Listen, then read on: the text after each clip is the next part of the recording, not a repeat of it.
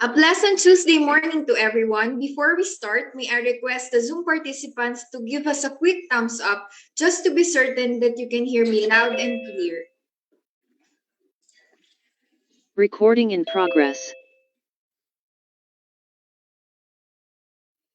To start our program, let us put ourselves to the holy presence of our Lord Jesus Christ. Dear Almighty and ever-loving God, we glorify and thank you your name. You have showered us with so much blessings, and your presence continuously remind us of your faithfulness and guidance. We, this may be humbly ask you to shower our speakers today of your greatest inspiration so that they may share the most of their knowledge, heart, and soul to their respective topics. May we also absorb the invaluable knowledge, experiences, and put it into practice that we may learn today. We pray that you bless all the committees in charge, that they may be able to fulfill their tasks responsibly, that the objectives they have set may all be achieved. Your infinite blessings would mean the success of this training. May we be a living witnesses of your genuine love through the enactment of the knowledge acquired through this activity. We ask this in the name of Jesus Christ, our Lord and Savior. Amen. Once again, a pleasant morning to everyone, and welcome to the second day of the online training for the Municipal Local Government Units on Government Procurement Reform Act, or the Republic Act number 9184 and its revised implementing rules and regulations. Brought to you by the Government Procurement Policy Board Technical Support Office. I am Janelle de la Cruz of the Capacity Development Division, and I will be your host for today's virtual activity. Just a quick recap for yesterday's learning session. We officially opened the program with our Executive Director, Attorney Rowena Candice M. Ruiz, as she welcomed all of us in this week-long online training event, especially for you, municipal local government units. Then afterwards, we jump right through our first session where we have a meaningful and productive lecture with Mr. Reynaldo R. Villon on the discussion of Government Procurement 101 and efficient procurement measures, simplified posting and electronic submission of procurement reports, procurement updates, policies, and innovations. So before we jumpstart on our session today, we will be having a short activity this morning. All you have to do is to guess the word. Guess the word. May we remind our participants to please mute your microphone so that everyone will be focused on our lecture discussion today. So all you have to do is guess the word. These words are all related to our topic today, which is on procurement planning. So please flash the first word. For our participants, please type in your guesses in the comment chat box. To our Facebook Live viewers, you may also join us by typing in your answers in the Facebook Live comment section. So, the first answer is from LGU Santa Maria, Sir Eduardo Fernandez, Planning. So, most of us got the correct answer naman po. Thank you, Planning. Second word po. So, we have letter T and N.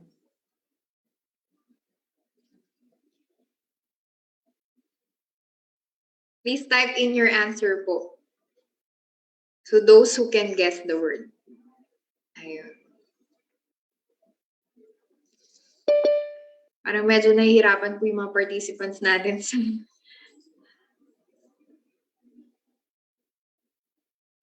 So magbibigay po ako ng clue. Ano siya? Yung first letter is C. Ayun, meron na po bang makahula? Ayun, si Sir ulit na una. From LGU Santa Maria, Sir Eduardo Fernandez. The correct word is costing. And for our third word, starts with the letter D and ends with a T. Ayun, nauna si Ma'am Grace Ramos from LGU Candon. Our word is budget. And for the last word, guess the word. It starts with letter T. It has double L. Ayun. Si Sir Oleg, galing ni Sir Sir Eduardo Fernandez. And the correct answer is stalling. Ayun.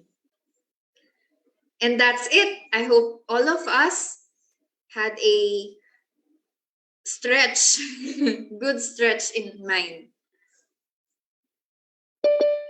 So moving on, before we dive to the program proper, let me give you an overview of the program activities for the second day of our online training on government procurement.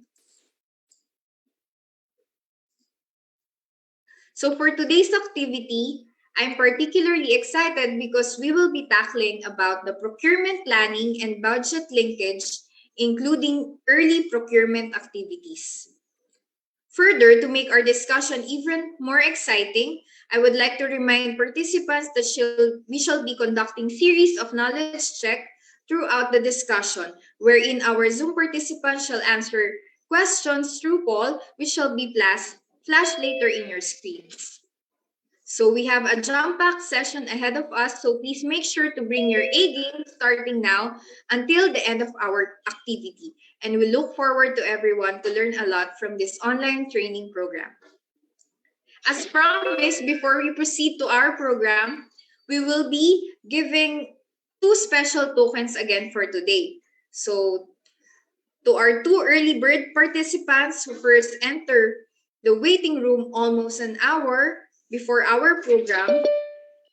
So upon verification and validation of our technical team, we would like to announce our first early bird participant from LGU Sual, Ms. Michelle Benito.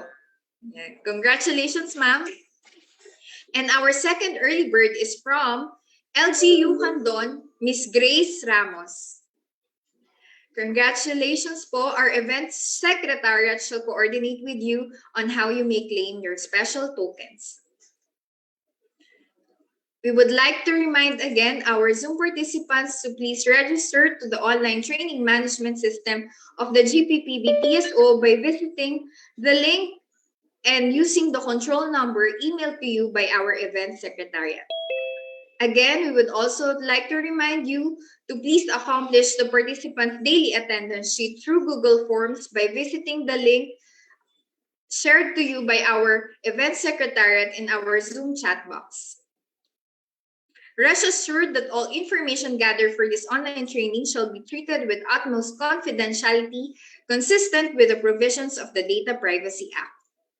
All right, let us now move on to the lecture proper. So for the topic on this online training, allow me to introduce our resource speaker this morning. It is my pleasure to introduce to you our session's resource speaker. The resource speaker is a certified public accountant and has been a GPPB accredited trainer since 2004. She was a former employee of the Department of Interior and Local Government Region 3 and a former part-time instructor in accounting. For her, there are always new skills to learn and techniques to adopt. As one Chinese proverb says, learning is a treasure that will follow its owner anywhere. So she hopes that everyone will listen and be able to learn as she delivers her topic today. Joining us today, Chief Budget and Management Specialist of the Department of Budget and Management Regional Office 3 and a GPPD recognized trainer, please welcome Ms. Graciela A. Ortiz. Good morning, ma'am. Good morning, Miss Janelle. Good morning, everyone. Magandang umaga po sa inyo. I hope everyone is safe. Patapos na po yung pandemic. Malapit na po at sana po, anong tawag dito, sama-sama tayong tapusin po ito. So let us all be safe, observe the health protocols kahit na po ito ay, ang tawag dito, medyo ease up na po yung mga protocols po natin. Dami na pong tao sa mall, yung mga bata, yung mga babies na sa mall na. Pero nonetheless, we still should observe the health protocols. Okay? So, I believe our participants is from the Luzon, Visayas, and Mindanao. So, good morning. Good morning din. Nasa Facebook din yata tayo sa mga viewers natin sa Facebook. I think, kung nasa Facebook po, live tayo. Good morning din po. And I hope we will have a very fruitful discussion today. You ask questions later on. Wag po kayong mahiya. Pag may question po kayo, you just ask na po. Kung hindi ko po masagot, nandiyan naman po yung mga GPPB always there to help us. Okay, so let me share my slide.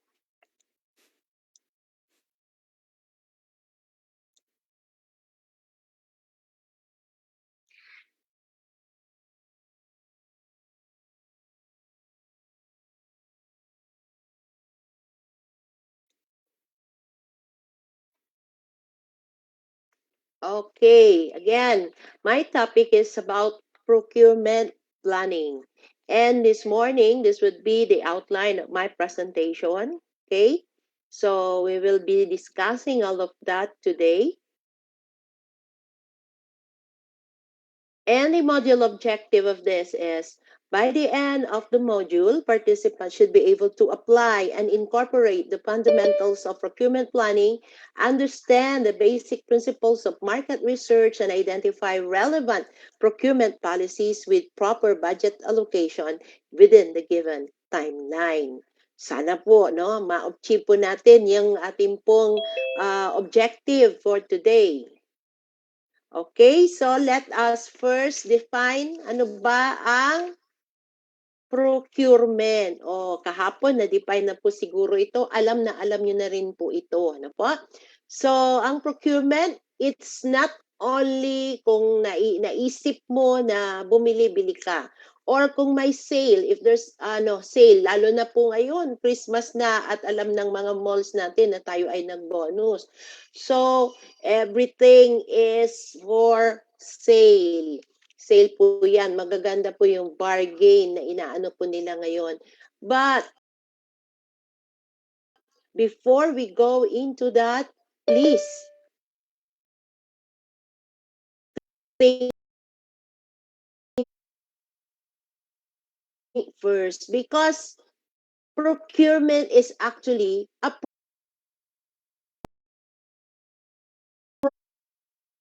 process of selecting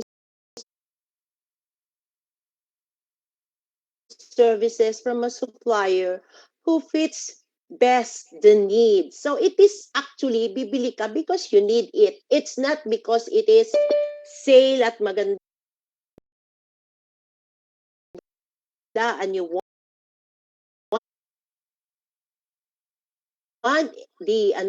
you want something na kinikrave mo noon pa pero really you don't really need it. So it includes the process of selecting products and services that will provide value for money. And when you say value for money, ano po ang ibig sabihin ng value for money? Okay? When you say value for money, we do not only think of the price. Hindi porket, porket sale yan, maganda ang presyo, bili ka. You must also think the maximum efficiency and effectiveness of that procurement. So pag bumili ka, hindi porket sale, but you must also think of kung ano po yung benefit na makukuha natin doon sa ating pagbili. Okay? So these are the players in procurement. planning, the same players, of course, na-discuss din po siguro ito kahapon. Ano po? So, they are still there, the end user, the budget office, the bids and awards committee, the hope, of course, at sa mga LGUs, of course, malaki din po ang role ng ating pong local treasurer. Okay? So, yung end user, dyan po talaga nag-emanate yung procurement. Okay? They are the person or the organization who will really use the product, yung end product. So, dahil sila po ang gagamit, they should be responsible for formulating the requirements, the goods, the services, or works required, or the budget from which the requirement will be purchased. Okay? So, yan po ang ang ng end user. While the budget office naman, alam niyo naman po mga budget officer, kayo po yung gumagawa yung nagpro-propose ng budget, no? Kayo po yung lead, although may budget po yan ni mayor, actually kayo po ang lead diyan, no? So you prepare the budget proposal, na po. Kayo po ang nagfa-facilitate. Okay? So malaki po ang role. Titignan po ninyo kung yung pong mga end user, yung nilagay po nila doon sa kanilang mga proposal, swak din po doon sa mga budget priorities ng inyong local government unit, ng inyong opisina. And then, of course, the Bids and Awards Committee who consolidates, kasama na po ang Secretariat, na sila po ang nagko-consolidate ng mga initial list of items ng mga projects na ipinopropose na bibilhin. And then, of course, yung ating pong yung back po, no? Yung back secretariat, siya po talaga ang nagko-consolidate. But the back, they put there, they check, they put there the different procurement modalities na gagamitin. Although galing din yan sa end user, pero sila talaga tini-check ng mga back yan. And then the head of the procuring entity, of course, who approves yung mga procurement po natin. And then the local treasurer, sabi nga, malaki po ang role ng local treasurer po dyan kasi they shall submit din dyan yung sa LCE, yung certified statement covering the income and expenditure of the preceding fiscal year, yung mga actual income, expenditure for the first 2 quarters of the current year, and the estimated income and expenditure for the last 2 quarters of the current year. So yun po ang role ng local treasurer. They provide the funding saan makukuha. Okay? Now, this is the Philippine procurement paradigm. I'm sure na bigay na po ito din kahapon, okay? And this Philippine procurement paradigm, it has 4 quadrants. 4 na quadrants po ito. Ano po?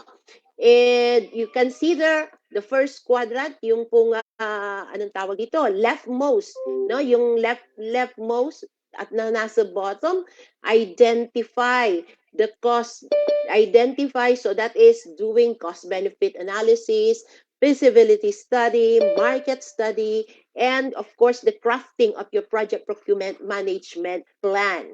Okay? So on the second quadrant is yung pong assessment ng inyong mga proposals, ng inyong mga project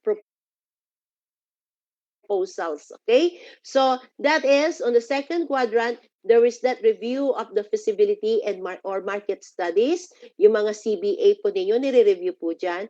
So that it can be, yung lahat po kasing PPMP, dyan po manggagaling sa PPMP, yung ilalagay po doon sa annual procurement plan. So it is in the second quadrant where in the consolidation of those PPMP will be done for it to be included, for them to be included in the annual procurement plan. And then, of course, who will do that, yung consolidation, it is the box secretariat.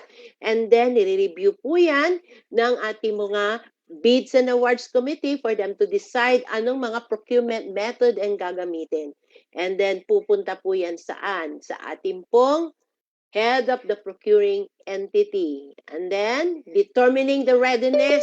Ano pa yung pag-determine ng readiness? Yung pong readiness na if you are ready to procure.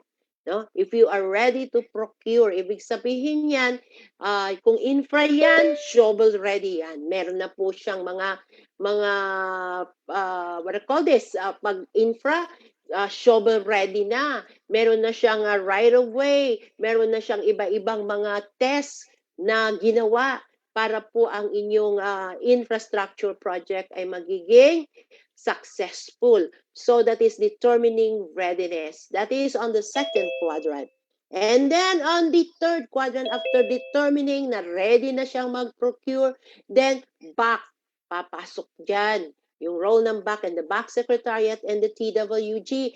And that is posting, advertising the procurement opportunity, and then opening and evaluating the back, post-qualification, and then yung hope nandyan din because of the award and entering into the contract. Of course, yung pong recommendation ng back sa ating hope, doon po siya magbabase sa atin, no? Yung mayor, yung kanyang decision whether or not to enter into a contract or to award the contract should be based on the recommendation of the Bids and Awards Committee. Pwede rin po niyang i-reject later, no?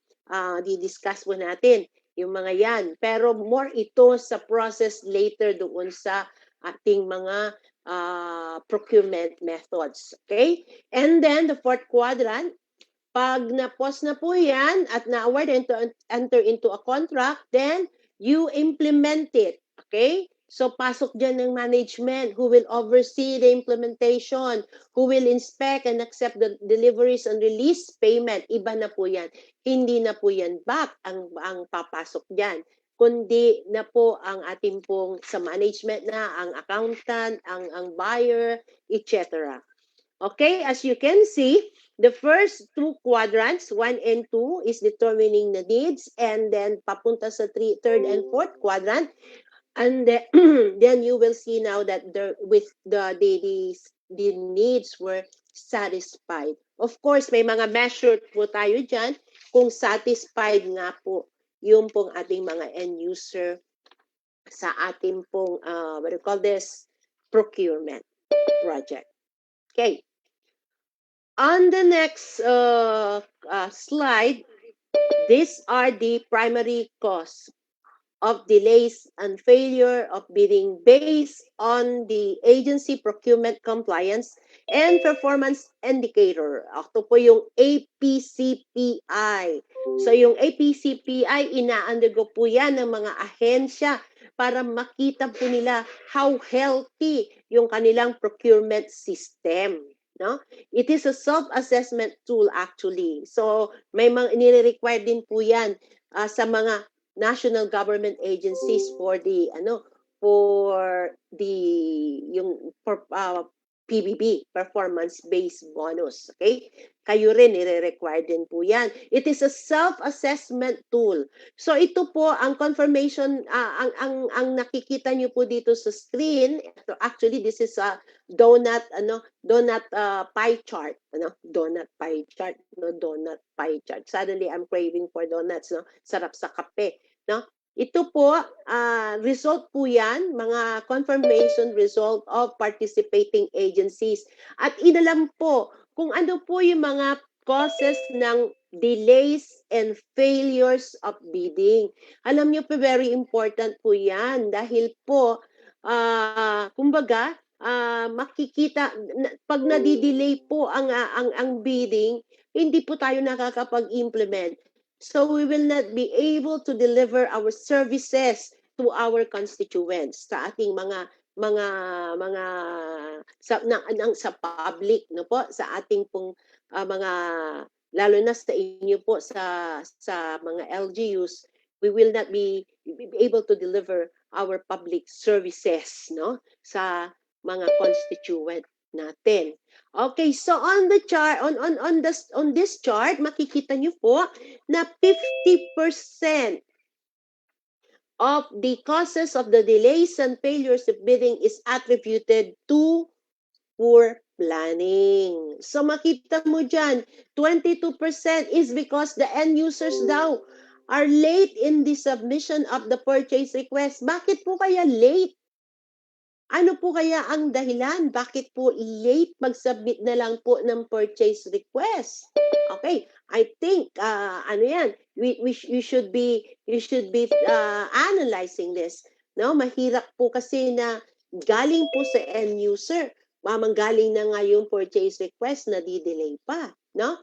And then it might be na nadi-delay sila sa pag-ano ng purchase request because they're not really sure kung yung mga procurement nila have the right technical specification or terms of reference or the, what do you call this, for work, the scope of work.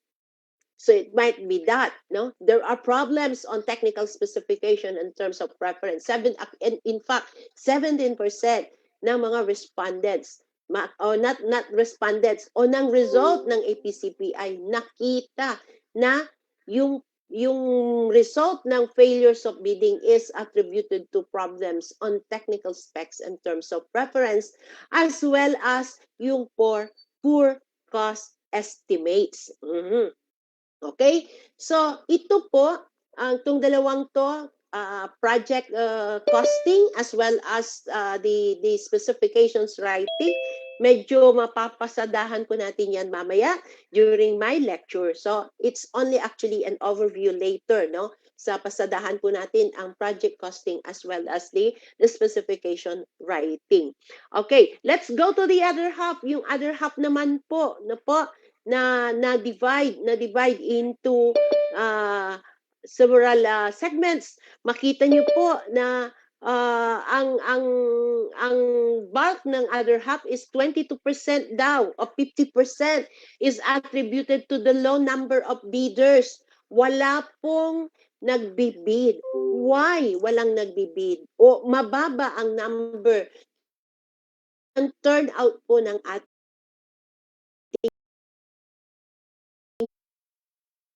pong mga bidders. Why? Okay? It might be na hindi po attractive ang ating procurement opportunity. Meaning, maybe mataas po ang kalidad ng ating pong hinahanap, pero yung ating pong cost ay napakamababa. So, hindi po siya attractive. Wala pong magbibid na po dahil mababa. And it could be also attributed to, what do you call this,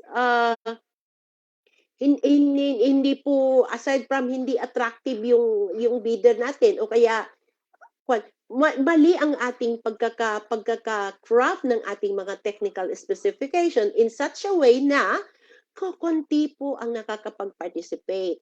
And sometimes, isa lang ang nakakapag-participate, kaya ang nangyayari, kakaroon ng monopoly. Okay? So, maaring yan po. And that low number of bidders will also be attributed later, makita nyo, sa poor planning din. Okay? And then, yung pong 14%, yun daw approval and review process. So, ang approval and review process, nasa head of the procuring entity na po yan. Sa ating pong mga mayor, sa ating pong mga governors, yung ating mga local chief executive, bakit tumatagal? Bakit po tumatagal sa kanila? Okay? It might be that they're not satisfied, no, with our recommendation, o kailangan pang tignan po nilang mabuti. Okay? And then, yung pong lack of manpower. Mhm. Then yung late release of special allotment order, yan po sa NGAs. Sa inyo, maring yung mga pag binibiding nyo yung mga LGSF funds, no? Local Government Support Funds na projects. Yung mga ang funding source niya ay manggagaling po doon. So pag na-late po ang release ng mga SARO noon, siyempre hindi po kayo makapag-bid.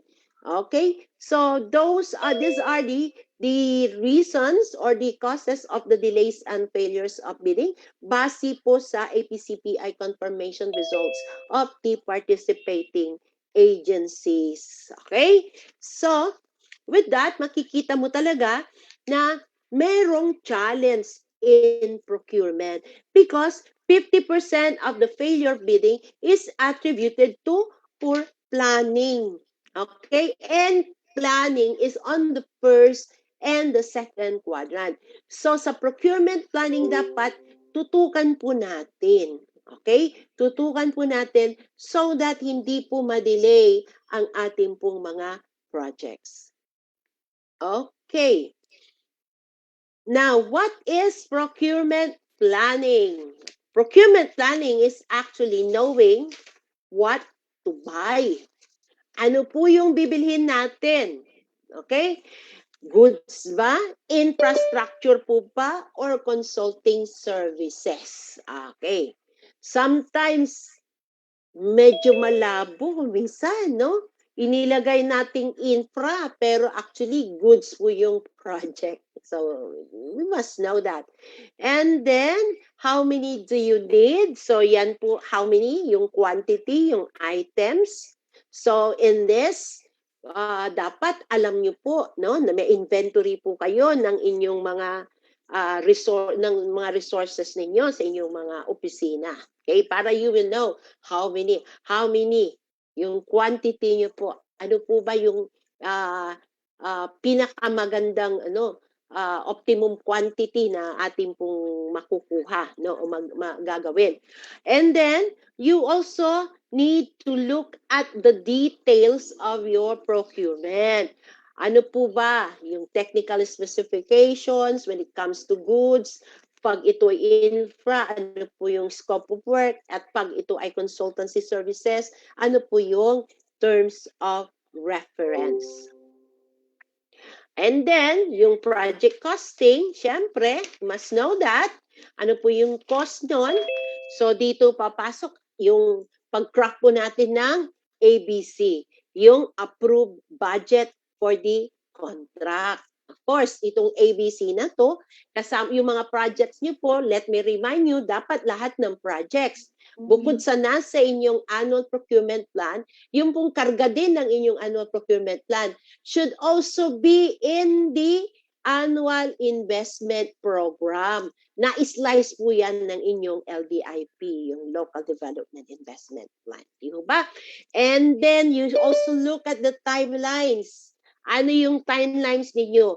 When do you need it? It is very important kasi baka mamaya magpa-project po kayo na hindi na po kailangan. Ika nga, sa isang kasabihan, aanhin pa yung damo kung patay na po yung kabayo.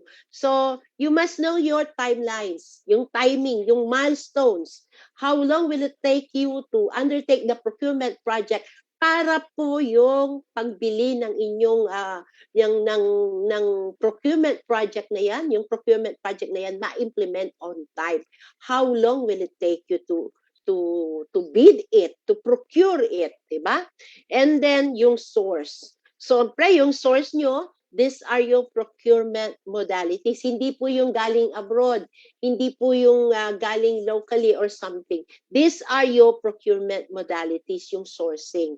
Paano nyo yan sinorse? Is it by through public bidding ba? Shopping po ba yan? Or through negotiated procurement or what do you call this? Exclusive distributor po ba yan? Okay? So, yan po ang procurement planning, details niya. So, the objective of the procurement planning is for you to be able to schedule your procurement activities in advance it should be consistent with your approved budget and the target date of your implementation. And then it should ensure the achievement of the overall goal should be achieved effectively and efficiently. It will also, when you do procurement planning, it will also preclude unnecessary purchases and circumventions such as yung mga advanced deliveries. O alam ko, nangyayari yan sa mga LGUs. Pero of course, hindi nyo yan ipapalitaw, kundi lagot po tayo sa COA. Paano po ba yung advanced delivery? Nakulangan po tayo. Kulang po yung ating pungkwan. Magpapa-meeting tayo ni Kopunban at ballpen na gagamitin sa meeting. Wala po tayo. Yung whiteboard marker, wala po tayo. So anong gagawin natin? Dahil wala sa kwan. Mag-advance delivery na lang po tayo doon po sa ating mga suki o kaya yung isang store dyan. So what will you do dahil nag-advance delivery? Wala na kayong, kumbaga, your hands are already tied kasi nag-advance delivery na po kayo.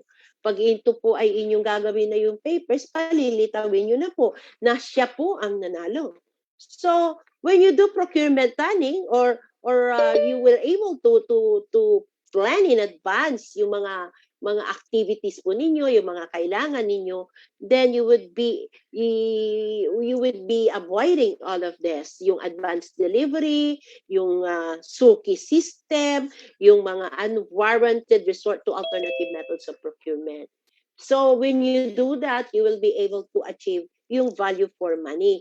Because value for money is, getting the best, the most of your money, yung procurement mo, yung cost benefit na makukuha mo doon sa inyong ibinitawan na, yung benefit sa binitawan mo na pera ng inyong opisina.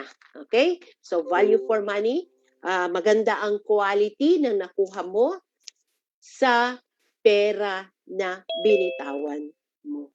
Okay? So, ang challenges ng procurement planning is, walang luck kasi base po to doon po sa ating chart kanina, pie chart, nakita natin, how many percent? 17. No? Mahirap, no? Lack of or insufficient proper market study and cost-benefit analysis. Then, yung pong mga proposed project na inilagay po sa mga PPMPs are not planned and oftentimes thought of after the budget is enacted. Well, let's face it, no? I hope hindi ko naman sinasabing kayo, okay? Nangyayari po ito na for purposes lang of compliance dahil kailangan lahat po ng bibilhin po natin nakakarga sa ating APP or sa ating mga proposals dapat may nakasuporta na PPMP to support your proposals, no? And ating pong mayor's budget or your the local LEP, local expenditure program should be supported by an indicative annual procurement plan. Anong ginagawa natin para mabit natin ang deadline? Okay, karga na lang tayo ng karga ng projects dyan. And then later on, makita mo pag enacted na yung budget, nandiyan na perba na, ay, hindi na pala ito ang kailangan natin. So, mangyayari, papalitan, magkakaroon ng supplemental APP, kakaroon ng supplemental budget. So, yun ang number 2 challenge in procurement. And then, of course, yung ito nga, lack or limited training or experience in the crafting of the terms of reference, technical specifications, scope of work, lahat po yan, no? That's why maganda po itong ginagawa ngayon ng GPPB, Government Procurement Policy Board, that they really do develop yung mga trainings na yan para po sa local government units, and also sa mga national government agencies, because we also do this, itong lectures na ito sa mga national government agencies. Lalong-lalo na po ngayon, no, na i-implement na po itong Mandanas Garcia ruling, no? Full devolution na po kayo ng mga services. So dapat po mas kumbaga magaling po kayo ngayon. Gagaling, no? Madadagdagan ang yung skills when it comes to procurement, no? Your procurement, lalo-lalo na sa procurement planning. Okay? So effects, pag hindi po natin na answer yung mga challenges, na overcome ang yung mga challenges na yan, of course, kakaroon ng failure of bidding, delay in the procurement, ineffective procurement. Sometimes kasi, no, ginawa na natin yan, na-beat natin yung timelines, and then only to know later on, narinig natin sa iba, yung mga end users, ay, yung mga back, yung inano nila palpak, hindi pala tama yung binili nila, etc. It happened, no? Sa amin po, personally, on my personal experience, nangyari po sa amin yan, ano? Nag-procure po kami ng mga desktop computers, only to know later on na yung pinrocure namin ay hindi po compatible sa system na ginagamit namin. So, naging hassle po. Okay? Ineffective yung procurement. So, of course, that is another na naman na gagawin namin. Dahil nandun na, syempre, another addition na naman yun, another project to make the computers compatible na sa system. So, let us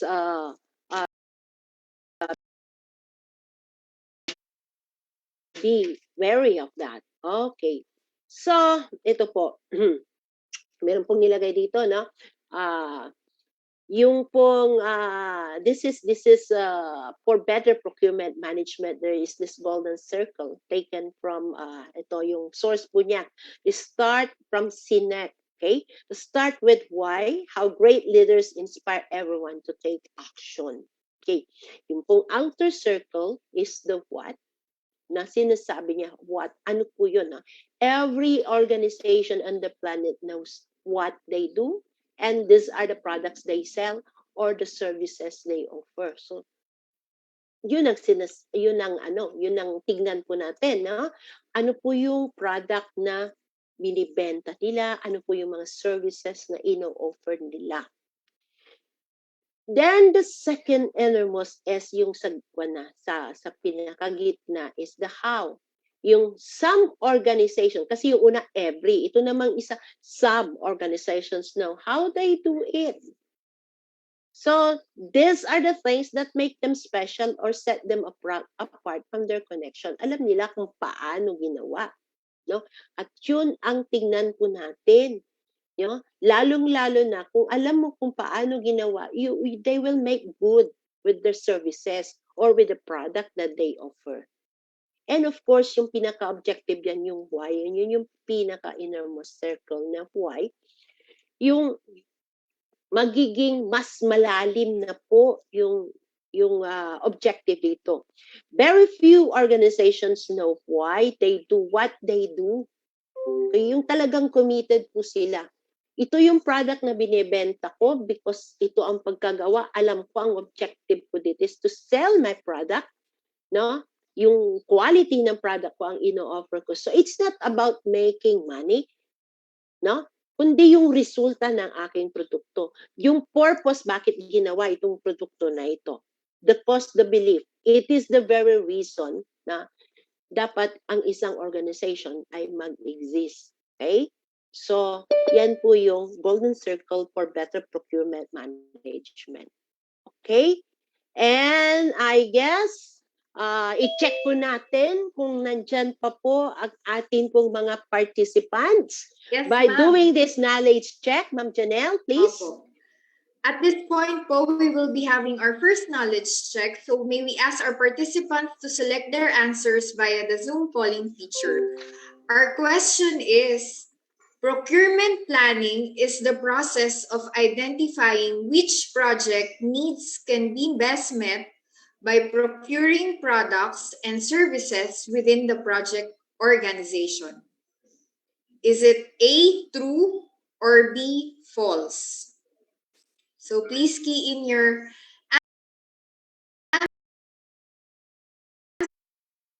answers through our Zoom polling feature. Our Facebook Live viewers may also type in their answer through the comment section.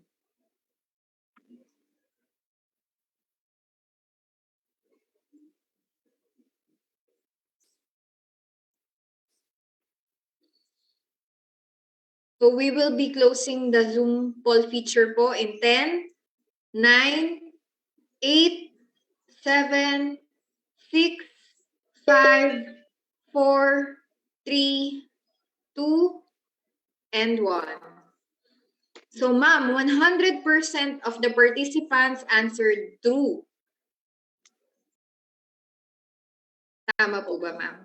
Yes, ma'am. Kung 100% ng participants nag-answer ng true, it is very, very true. Okay. So, naku, relieve ako. At least, no, nakikinig po sila 100%. So, thank you so much. Can we Yes, go ma'am. on with our lecture?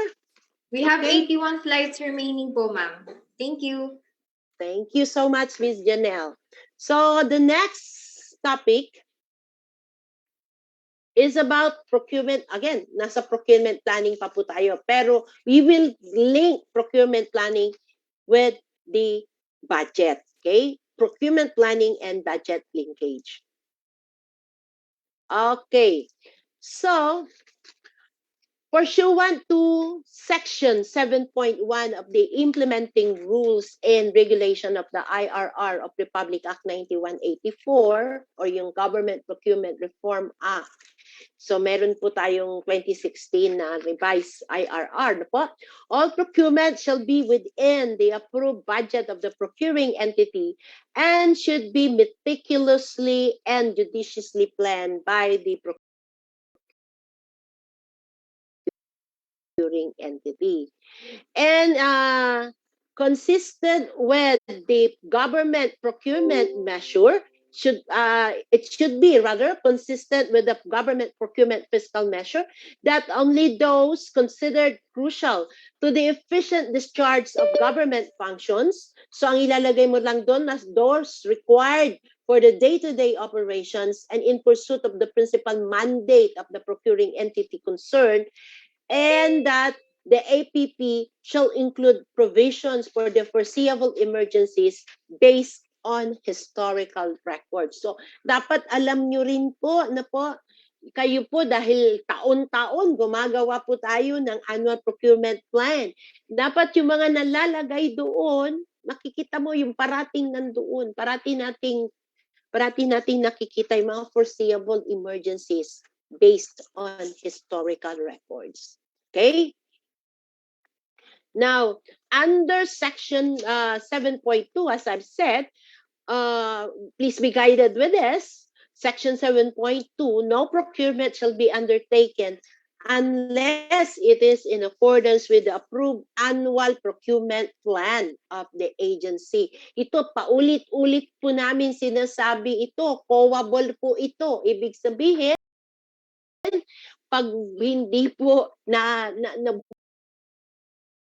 bumili po tayo diyan, wala po sa annual procurement plan, ayan. Nangyayari po ito, in fact, experience, nangyari po na may ano po namin yan na actually very sad. Isa pong local government unit, mga bids and awards committee po nila, medyo nagkaroon po sila ng ombudsman case and eventually nag-retire. Biglang nag-retire, yung iba naman nag-resign. Yung iba naman, kasi mga forced retirement, yung iba naman ang ginawa po nila, nag-appeal po sila, no? Kasi nakasuhan po, dahil bigla na lang po kasi nangyari after 9 years. After 9 years, I think kailan ba yung last election? Before the last election po. Hindi po tong ngayon, yung last election nangyari. Bigla nila silang nagkakaso, no? Yung procurement daw nila na 9 years before. I think it's a ano yan, infrastructure project, building po, no? Meron pong meron pong nag-file ng kaso sa kanila na yung parang tinayo daw na building na yun ay wala po sa annual procurement plan. That was after 9 years nakita, okay? So yun, no? Maingat na maingat po tayo, no? Maingat na maingat po tayo dito. See to it that all your procurement shall be in your approved annual procurement plan. Okay. So this is the procurement planning timeline. Okay. So papaano po ito? This is slide pertains actually this is slide pertains to the national government agencies. I-tweak ko lang to suit the budgeting timeline po sa mga LGUs. Okay. So in here, makita niyo po yung process, ano? You hear January and up to March. This is the first quarter actually. Kakaroon ng procurement identification. Alam niyo po kasi, di ba, na ang start po ng mga LGU sa pagpaplano is usually January, di ba? Okay? Procurement identification. Okay. So, ito po nga procurement identification na yan po yung para makita po natin kung ano po ang ilalagay sa ating pong mga project procurement management plan. So, yan po, no? So, dahil po planning stage po, start po tayo sa January usually, di ba? Ang mangyayari po is dapat namimili po tayo. Siyempre, gagawa ko yun ng AIP, no? Titingnan nyo na po yun sa AIP nyo. Kukuha na po kayo ng mga projects din yun sa inyong medium term plan, no po? Para mailagay nyo sa inyong AIP, which is the annual slice. Yan po yung pong i-operationalize ng inyong budget, di po ba? So, sabay po yan, no po? Yung mga plans na ilalagay nyo, say, procurement kayo ng mga ganito, magpapatayo po kayo ng mga building, ng mga slaughterhouses, etc., etc. Dapat, when you do that, you should be doing some cost-benefit analysis, feasibility analysis, market study. Okay? Yung mga ilalagay niyo pong mga projects dyan, dapat dumaan po yan sa mga study na yan. Para po, sa actually January to March, pero yung sa inyo kasi June, dapat nakatapos na po kayo ng planning, di po ba? Because come June 16, issuance po yan ng budget call. Okay, so dapat yung AIP ninyo, meron na po come June. Okay? Para yun po ang gagawan po ninyo ng inyong budget. So the different offices of the LGU will now prepare, come June 16, will now prepare your budget proposal supported by their indicative indicative PPMPs. Okay? Yung mga PPMPs, bawat item na inilagay nyo po sa PPMP, bawat procurement project na inilagay sa PPMP, dapat dumaan po yan ng inyong, kumbaga, planning, yung study, cost-benefit analysis, CBA, FS, market study. Okay? Para na pag-aralan po. So, nandyan po yan sa PPMP. Okay? So, sinusuportahan po yan yung ating AIP. Tapos, gawa po tayo from the AIP, di ba? Dadaan na po yung mga lalagyan po natin yan ng peso sign, ng anong tawag dito, ng budget. Yun po yung i-hear natin, magkakaroon ng budget hearing. Okay? So, yung mga budget hearing na yan, come August, no? Maaring magresulta po yan sa revision po ng inyong, ng revision po ng inyong mga PPMPs. Okay? So, ito titignan nyo. Kumbaga, dito po sa June, consolidation po ito, no? Actually, ititweak ko, sabi kong gano'n, no? January to June actually is the planning stage wherein na-craft nyo po yung inyong PPMP. Okay? So, come June, you have the indicative PPMPs, okay, to support your budget. So magkakaroon kayo ng budget hearing at ang budget hearing magreresulta yan ng maaring magkaroon ng cut, maaring ma-reduce po ang mga pinropose yung mga project, may mga maaalis. So with that, kung resulta po yan ng ating pong budget hearing, there would be now a revision of your PPMP and indicative annual procurement plan. Na yung NEP po niya nakalagay dyan para sa national government agencies, sa mga local government units, yan po yung local executive program, di ba? National Expenditure Program sa naman Local Expenditure Program. Yan po yung LEP, no? To be submitted by the local chief executive come October 16 to the local sanggunian for budget authorization. So pag sinabit po yan, dapat meron po siyang indicative APP na na-revise. Kasi yung dati, dumaan ng budget hearing, nakat-cut yan, no? Na-slice or something. So isaswak mo siya doon sa local expenditure program na para po mag-jibe yan. Okay? Para po, upon approval po yan ng budget ng ating pong sanggunian na ano po yan, na undergo, na authorize na po, magiging appropriation ordinance come January of the next fiscal year. Magkakaroon na naman po, siyempre, titignan mo ngayon, dito sa annual appropriation ordinance na na-approve, tingnan mo ngayon what are the projects, okay? It might be na yung mga nandoon sa inyong indicative APP ay nabago, no?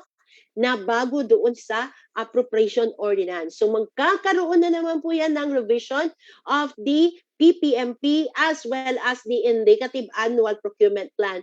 Based na po yan doon sa appropriation ordinance. Kasi dyan, GAA, ang GAA, ang equivalent sa LGU is the appropriation ordinance. Okay? So come January, mangyayari po ang revision na naman. Ano po? So, okay, so sa next slide, makita nyo, ayan, mas ano po yan, mas pinalawak po yung ating pong flow. Procurement identification still, actually para sa inyo, dapat mga procurement identification at lahat-lahat na matapos yan up to June. Okay? So, the same din po yan, no? Magkakaroon ng revision for the next year. So, yan, no? Ang pag-issue actually ng budget call kasi sa mga LGUs is June, di ba? So, come June, nag-issue ang budget call, pero yung planning po ninyo dapat from January to June, tapos na yung PPMP nyo, natapos na, yung mga laman ng PPMP nyo, dapat makikita yan sa AIP, sa Annual Investment Program ng mga LGUs. Okay? And then the AIP, yun ang gagawa ng budget. Then, here, magkakaroon ng budget hearing. So, sa budget hearing, yung mga projects na inilagay nyo sa inyong mga budget proposal ay, syempre, hearing po yan na po, maaring ma-islas, makat, okay? So, magkakaroon dapat yan ng revision ng inyong mga indicative PPMP. Otherwise, kung wala naman, no need to revise. Pero kung meron, you need to revise it, no? And then, base po yan dapat sa para yung pong indicative APP, kasi i-resubmit po yan, indicative, i-resubmit ng mga end users ng ang kanilang indicative PPMP sa ating Bids and Awards Committee for them to revise also their indicative APP, mailagay yan, masuportahan ang mga local expenditure program to be submitted to the local sanggunian for budget authorization. And come January, pag meron ng appropriation ordinance, then i-revise mo na naman po yan. Base po doon sa figures o projects na nandoon sa appropriation ordinance. Okay, so yan pang procurement planning vis-a-vis the budget cycle. Okay, so what are the basic principles on the conduct of market study? First, we should know, ano po ba ang market study? Okay, market study is a process of gathering and analyzing information about capabilities within the market to satisfy the agency need.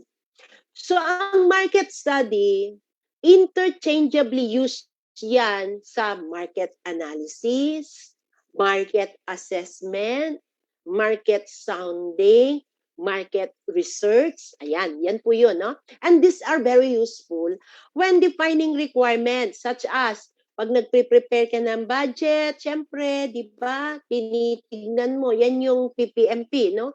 Choosing procurement method,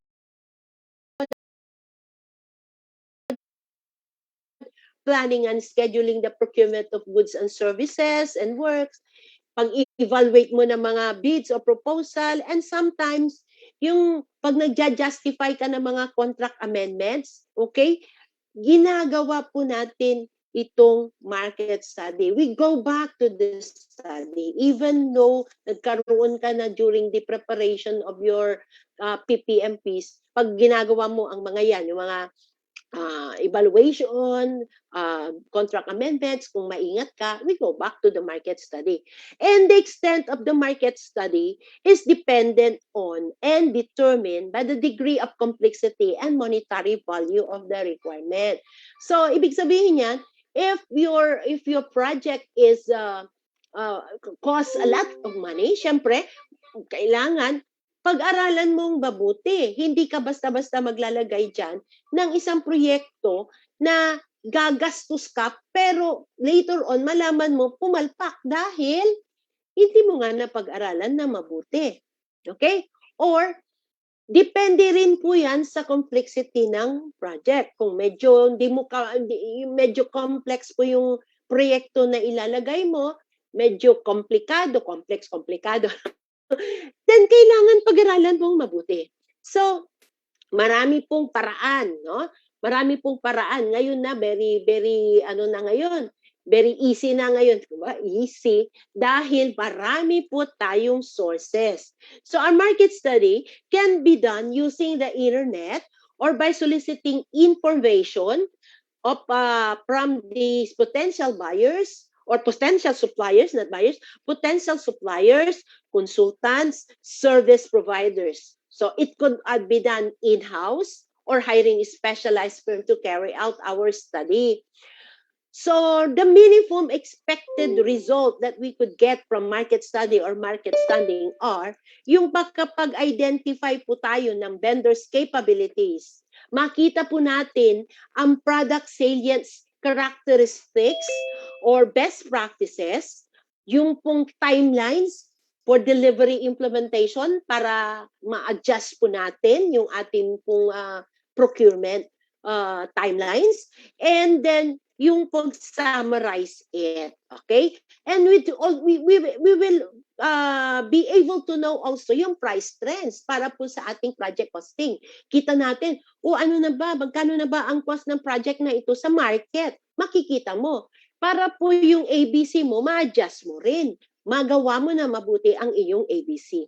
So, very useful po ang paggawa ng market study. Makikita mo na ngayon, ito dapat ang ilalagay natin sa ating PPMP na specs ng mga projects natin. Because remember, the PPMP is not just, kumbaga, a piece of paper o ilang page lang, ito ang PPMP mo. The PPMP later on, makikita nyo that it should be supported by a project proposal, it should be supported by the market study, the anong tawag dito, it should be supported by a project design. Hindi lamang po papeles yan na, ito na ang aking PPMP. Okay? So, and market study actually is ang market study, as you can see, may apat na circle po dyan, apat na bilog. Apat na bilog. Okay. So, makita mo yung arrow, it all points out to the development of the procurement plan. This is now your PPMP. Okay? So if you go back, you have the requirement definition, identifying desired outcome, analyzing. Okay, doon mo muna tayo. Punta muna tayo. Ang first step is for you to be able to identify ano ba talaga ang gusto mong mangyari. What would be your objective? No? Ano ba yung objective mo? Ano ba yung goal mo? So, maaaring yan goal ng isang LGU. Okay, MFO, major final outcome. Maaaring ganun, no? Yung desired outcome. Because you need that to develop your procurement plan. So, ano ba ang mga priorities ng LGU? Siyempre, ang priorities ng bawat may mga iba-ibang department po tayo, no? Kanya-kanya po tayong kumbaga sa bawat agencies, no? Ay bawat LGU, yung General Services Office may kanyang may kanya-kanyang outcome na gustong iparating. General Services, Accounting, the Budget Office, ayan, yung mga iba-ibang department ng LGU. So kanya-kanya silang priorities. Ano ba ang mga priorities na yon? And what are the requirements na para po you will be able to accomplish said priorities. So it is very important to conduct an internal assessment of your office for you to be able to have a clear picture of the current status of your office. Like for example, may project na gusto mong i-propose, like you will buy a new machine, di ba? So tignan mo ang inventory mo. You have to look into the requirements na nandoon, the resources that your office have, di ba? And then para po makita mo, do we really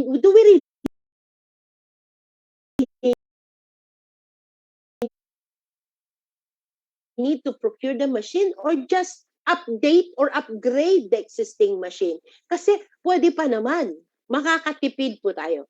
In some cases, you need to conduct an inventory of your current inventory for you to be able to know how many do you need. Baka po magkaroon po tayo ng overstocking, like when you buy supplies. Baka po tambak-tambak na po yung supplies natin dahil we were not able to conduct a proper inventory of our resources. In short, when you are when you are doing an assessment of the resources of your office, you will be defining actually your requirements. That is requirement definition. So you need that in order for you to develop the procurement plan. And when you decide that you really need to procure something, that you really need to undergo a procurement of a project, then kailangan you should have an analysis of the supply market.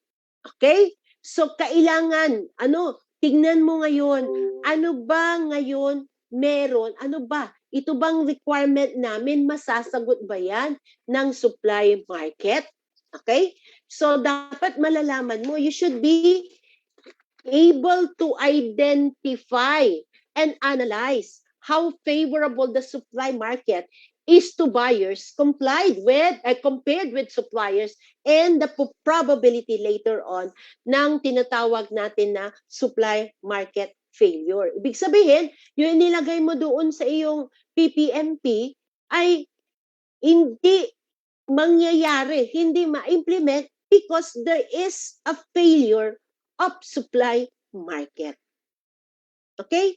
Wala siya sa market. Kaya yung inilagay mo doon, papalpak. O kaya, naglagay ka ng design and build, yung pala, wala pang nagdi-design na ganun. Okay? O kaya, naglagay ka doon ng ganitong time mo ma-implement, late, hindi mo ma-implement kagad kasi ang tawag dito, wala pang gumagawa ng gano'n na gano'ng kabilis sa inilagay mo sa iyong PPMP. So, dapat you must do all of this. Identify first your desired outcome in order for you to be able to define your requirement. And then when you decide to procure, you analyze now the supply market so that yung ilalagay mo sa iyong PPMP, Project Procurement Management Plan, are those items which are feasible, no, very feasible na i-procure.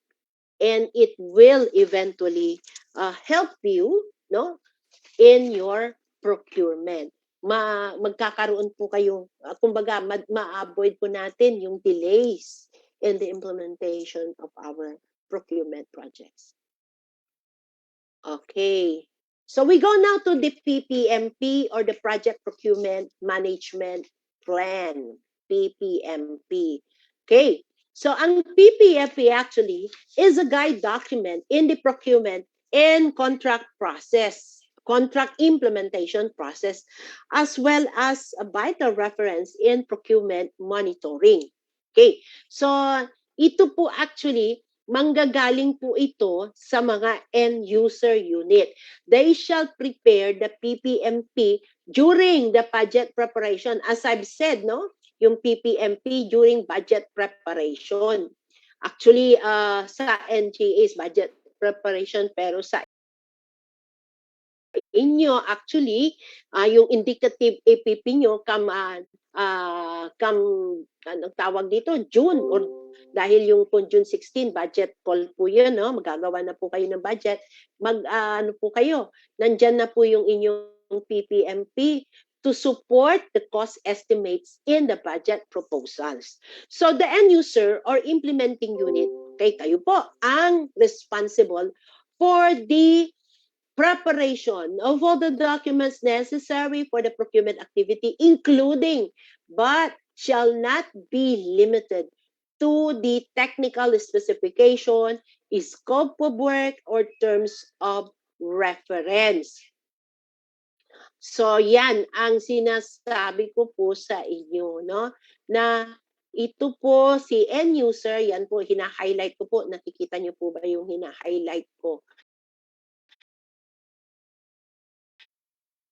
Ito pong end user na yan, sila po ang mag-prepare. At sino po ba si end user? Tayo po, pwede po tayong maging end user, lahat po tayo. No? Okay? Pwede po tayo maging end user kasi tayo po yung recipient ng product na bibilhin. No?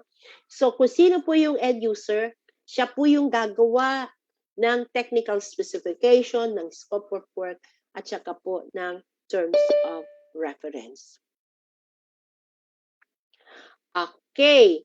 So, yung pong nasa screen na naman is the PPMP. Ano po ang dapat na i-include sa PPMP? Dapat the PPMP shall include the projects, whether or not the project is contracted out. Ano po yung contracting arrangement? By administration ba? Or by consignment? Okay, yan po. And then, yung type po, no? Ng type and objective. Ano po yung type and objective po natin? Ano po ba yung type ng procurement natin? Is it goods? Is it infra? Or is it infra? infra or consulting services. And then ano po yung extent ng size na bibilin natin para po ma-avoid po natin ng overstocking or ng surplus ng mga binibili natin sobra or yung pong kulang kasi mahirap po yung kulang din. Pad po yan. So dapat ang tinitignan po natin bang tamang-tama lang sa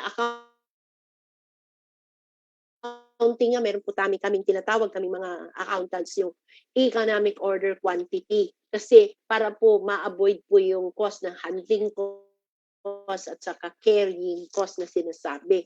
Pati na rin po pag bakuna. Bakuna ba? Binibigay yung bakuna. Let's say, naggastos kayo dyan. Am I still with you? Parang nawala ako. Hello? Hello? Okay, yes. Okay. So, yung extent and size ng ating pong inventory o ng ating pong procurement na bibilhin, lalo na sa mga supplies or mga materials, mga bibilhin po natin, dapat nasa tama lang. We should avoid surplus. We should also avoid yung mga deficient requirements. And then yung procurement methods. So what is the nandyan pa rin po yung sinasabi natin na ang procurement method should be the general mode is public bidding. Okay? So, only certain conditions warrant the resort to alternative methods of procurement. Depende po yan, di ba? So, pag nag-alternative methods of procurement tayo, dapat ay nag-answer siya ng mga certain conditions as specified under Section 48 to 54 of the IRR of RA 9184. And then yung phasing po, yung scheduling po ng ating pong, kumbaga, ng ating procurement project, dapat pinag-aralan din po yan. And of course, yung pong ABC natin, it should be consistent with our appropriation ordinance. Okay. Now, this is a sample format of the PPMP and this could be downloaded at www.gppb.gov.ph. Kung pumasyal na po ba kayo sa website ng GPPB, yan po yung kanilang website address. At meron po silang PPMP sample, may mga PPMP format po sila doon. Ano po? And I will give you on the next slide yung pong actual sample po ng isang PPMP, Project Procurement Management Plan. At ito po yung Project Procurement Management Plan ng GPPB mismo, ng Secretariat Division ng GPPB. Okay? Now, sabi niya dito, updated as of November 27, 2021. Okay, let me emphasize this also. Ang ating pong PPMP is not cast in stone. Ibig sabihin yan, it is a living document that we need to update from time to time depending on the needs. Yung pangangailangan po na. Pag kailangan ipalit, i-revise po natin o i-update po natin. The same goes with the annual procurement plan. Siyempre, kasi dyan manggagaling sa PPMP yung nakalagay sa annual procurement plan. Once there are revisions in the PPMP, then it should be done also in the annual procurement plan. At yung revision na yan, mag-i-emanate yan sa end user unit. So, as you can see yung code. Ano ba nilalagay natin sa code? Pwedeng yung internal coding system po natin. Ako sa mga LGUs, I always recommend yung AIP code, 'di ba? May AIP code po kayo para makita po ninyo alin ba ang mga projects na nandun sa AIP ang inilagay sa PPMP. Okay? At ganun din, makikita mo ngayon yung ilalagay mo rin sa inyong budget, di ba? Sa inyong budget proposal. So, yun po yung ilalagay natin dito sa first column, yung pong internal coding system. Pwede rin po na yung UICS code kung meron kayo. Okay, may USCS ba sa inyo, sa LGU? And then the general description like this one, venue for year-end meeting. The quantity or size, 60 packs. Estimated budget is 150. Okay, so yan po. And then, anong mode of procurement? Okay, list of real property. Dahil po, ito po ay venue. And then, makita mo ang milestone niya is October. Sinishade lang po yan po. Sinishade. Sinishade po natin. No? Nung college ako, pag gumagawa, parang, this is some sort of a Gantt chart eh. Nung nasa college ako, ang ginagawa ko para medyo attractive, nilalagyan ko star. Star yung aking mga nandyan, para kung lalo na ngayong Pasko. Okay, ang corny, no? Star. Okay, like this one, tokens for the GPPB year-end meeting. Oh, 200 tokens daw. Dahil parehas, 150, small value procurement, and then inilagay niya by October. Okay? O, dito tayo sa isa, publication of resolution of circular and GPPB issue 1 says, ang ano nila is as the need arises, kasi syempre it depends doon po sa ipapapublish. But they have an estimated budget. This could be estimated base po sa historical record. And then yung pong mode of procurement niya is under negotiated procurement 53.6, scientific, scholarly, artistic, work, exclusive technology, and media services. Yan po ang kanilang mode of procurement. And then negotiated procurement po yun. And then dahil po monthly, sinyade po nila yan. Okay, so this is an example of an updated, of a PPMP. As you can see, as of, sabi niya, November 27, updated. In-update nila November 27. Lalagyan niyo po yun ng date para hindi po kayo ma-confuse. Okay, next. Okay. So when you identify, what are the suggested basis for identifying the needs ng isang procuring entity? Okay? So, we do this. First, yung core functions of the end user unit. What are the core functions? Tulad nun, Secretariat Division. And Secretariat Division, sila po yung Secretariat functions. Ano ba yan? Grace. Okay? So, they do the secretariat. Kayo po, kung training division po kayo, syempre, marami kayong kailangan na venue. Marami po kayong kailangan na training materials. Okay? Pag kayo naman ay nasa General Services Office, malawak po, no? Yan dyan yung janitorial, the security, etc. So you look at the core functions. And then, historical data or foreseen contingencies like yung mga, alam nyo yan, na taon-taon nagkakaroon ng tawag dito, ng fiesta, activities sa inyong LGU. So ilalagay nyo yan, hindi na foreseen, hindi na unforeseen yun kasi taon-taon meron naman. O kaya taon-taon nakikita nyo na merong isang lugar dyan na binabaha na kailangan lalagyan nyo ng interventions. Tulungan nyo po sila para ma-avoid natin yung pagbaha, mga ganun ba. And then identified purpose or yung goals or yung major final outputs.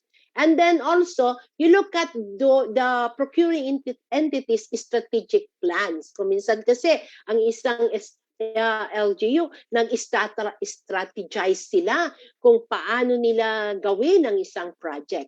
And then yung current supply inventory ninyo, you look at that kasi very important for you to be able to identify yung optimum requirements na ilalagay mo para ma-meet mo, kumbaga yung optimum yung hindi ka magkaroon ng surplus, hindi ka po magkakaroon ng deficiency.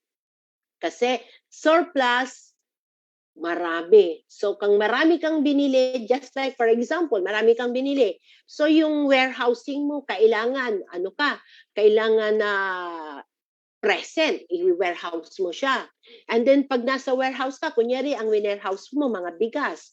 Ang mga bigas na yan na nandoon, ay kailangan hindi dadagahin. So, walang daga, wala ring magnanakaw doon. So, kailangan meron diyang nakabantay na gwardya at meron kang rat control, etc. No? So, kung sobra ang binili mo, sobra din ang magiging gastusin mo. Kung kulang naman, syempre, very hassle, no? Kailangan ulit ka na naman ng procurement process. In other maintenance and operating expenses, you should be able to also identify that. Okay. Now, let's go to the approved budget for the contract. And this is now the crafting of your ABC. So the ABC reflected in your annual procurement plan and the project procurement management plan shall be consistent with the appropriations for the project authorized in your appropriation ordinance. Okay? Kasi appropriation ordinance po tayo, LGU. Okay. Now, I don't know kung ina-apply niyo po ito sa mga LGUs, yung mga multi-year project, yung mga multi-year projects po natin. So, meron tayong equivalent document na multi-year contracting authority, no?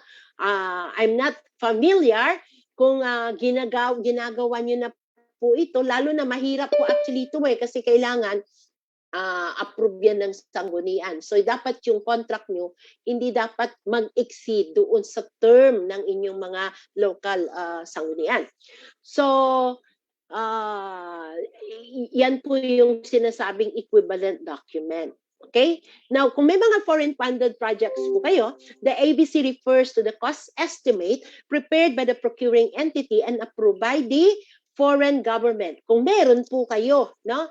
As specified in the treaty or international or executive agreement. Because there are some local government units na nakikisisterhood sila sa mga ibang foreign country. Meron po nga mga local government units na meron mga ka-partner, no?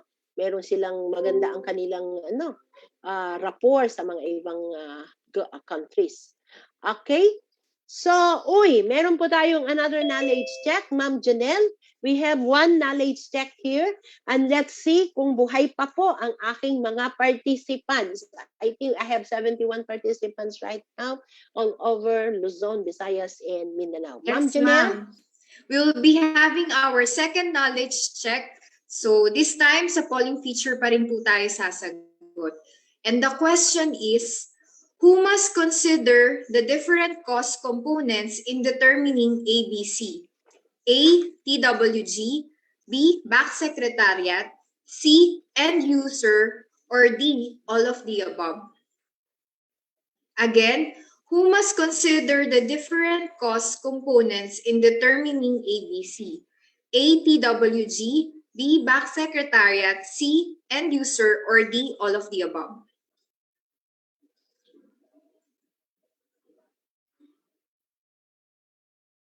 We will be closing po our Zoom polling feature in 10 seconds. 10, 9, 8, 7, 6, 5, 4, 3, 2, and 1. Ma'am, sa Facebook po, ang mga answers is letter C, end user. And sa Zoom polling feature po, most of the answers is D, all of the above. Ano pong correct answer? Okay. Actually, the correct answer there is the end user unit. But of course, kaya po siguro maraming nag-answer nitong all of the above. Kasi ang end user, pag kailangan ng kanilang, ang kanilang tulong, no? Ikinukonsulta nila si TWG at saka si BACSEC. Pero ang talagang answer dyan, 26% is the end user unit. yung mga end user unit ang dapat na malaman nila at mag-determine kung yung different cost component ng project na pinopropose po nila. Okay? We only solicit the help of the TWJ kung kailangan natin ang technical assistance. But usually the TWJ ang ang ano diyan talaga is yung uh, pag nag-evaluate na usually sa public bidding, no? Para po sa Bids and Awards Committee, para po makatulong po sila. Sila po yung kasama diyan, no? Ang ating technical working group. Usually, ang dapat the right answer is the end user unit. Sila po yung mag-determine ng cost component in determining the ABC. Okay, consider the different cost component in determining the ABC. We should not forget that. Manggagaling po sa mga end user unit yung gagawa ng PPMP, na yung ABC na nandoon o yung budget proposal na nandoon dapat galing po sa kanila. At paano nila malalaman yun kung hindi nila tinignan ang bawat cost component. Yung totality ng cost component na yan, yun ang ABC pag inad mo. Okay? Later, we will expound. Ito na po kasi ang ating ito na po kasi ang ating pong project ngayon, no? Ay yung discussion ngayon, yung pag-determine, no, o yung crafting po ng ating pong ABC. Yes, ma'am. Reminder lang po, ma'am, we have 61 slides remaining po, Ma'am Grace. Yes. Thank you po. Thank you po, Ma'am Janelle. Okay. So, in the preparation of your PPMP, no, we have, of course, the end user who will prepare the project procurement management plan. So, the end user unit will prepare the PPMP. Ang PPMP, ulitin ko, no? Kasi 26% lang po ang nakakuha ng tamang answer. The end user unit, pag inilagay mo sa PPMP, meron pong ABC na nandoon. Yung end user unit, galing po sa inyo yan. So, sa inyo mag-i-emanate yung cost component in determining the ABC. And then, yung PPMP will be submitted to the budget office for evaluation. Anong gagawin po ni budget officer? Titignan niya po kung ito po ay swak doon sa kanyang mga budget estimates na ibinigay po ng ating pong treasurer, yung amount, no, ng ng ating pong gagastusin, po. And then pati na rin po yung daan kasi yan ng budget hearing.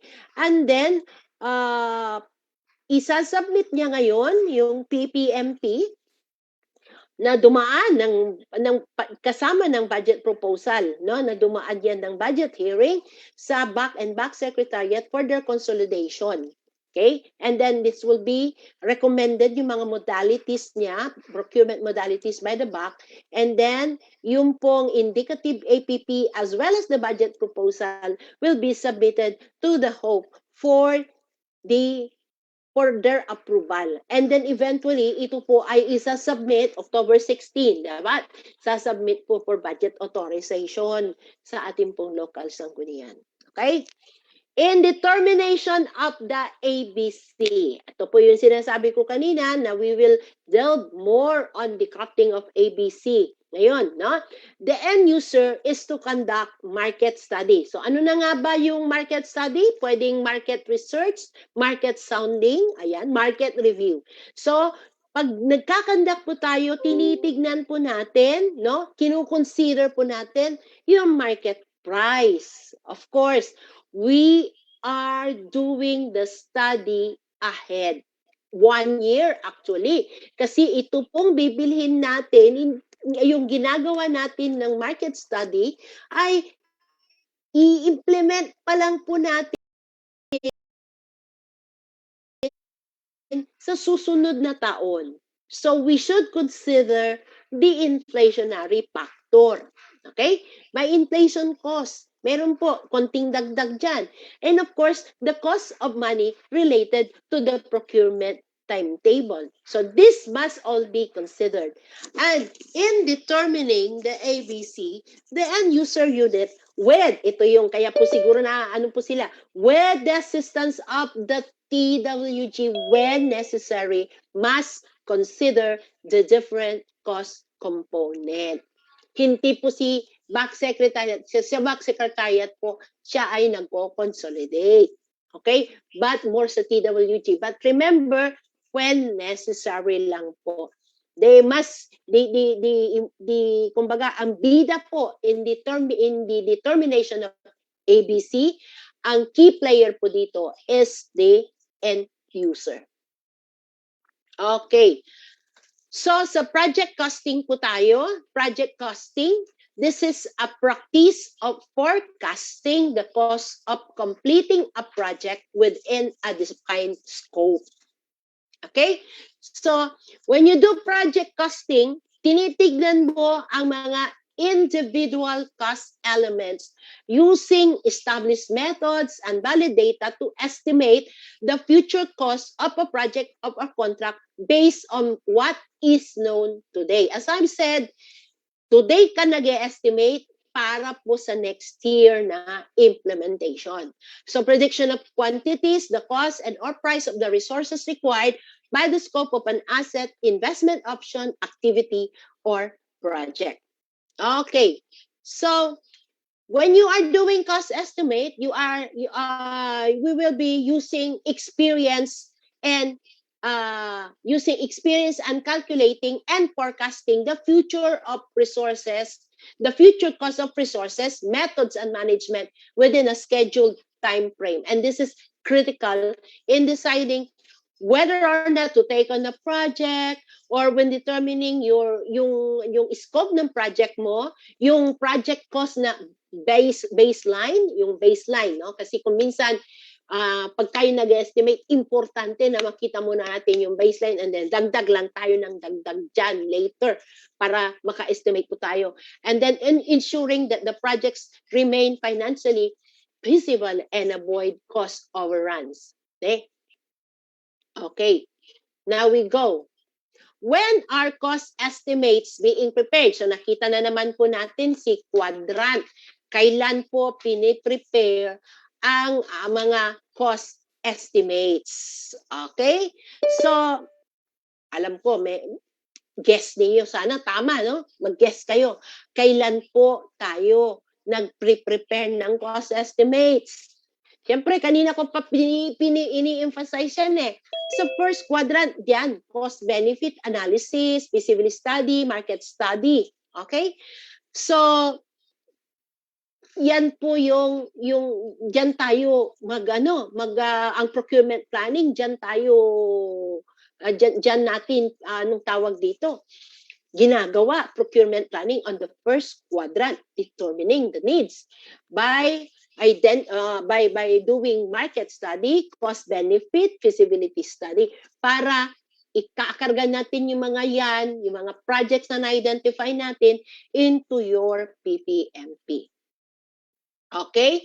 So as early as the budget preparation, through the issuance of a budget call, government agency, or in your case, local government units are required to prepare the cost estimates for its procurement activities for the succeeding year. So this is now your PPMP na pinakita ko kanina, and the PPMPs of this different departments of the LGUs are required to submit budget proposal, are required to support the budget proposal. So requirement po, paulit-ulit ko, pag ito po'y nagsubmit po kayo ng budget proposal, dapat it should be supported by your PPMPs. Yung indicative PPMP, and then later on magiging na yan, PPMP and annual procurement para mailagay sa annual procurement plan. Okay, so we have different tools in project costing and determination of ABC. So meron po tayong mga tools in determination of the project costing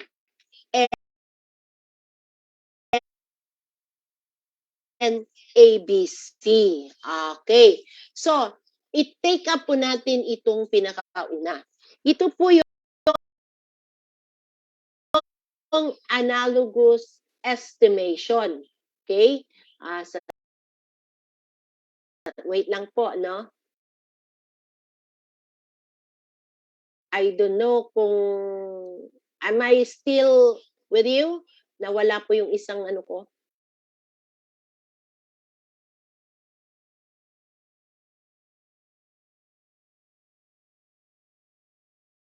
Okay. Okay.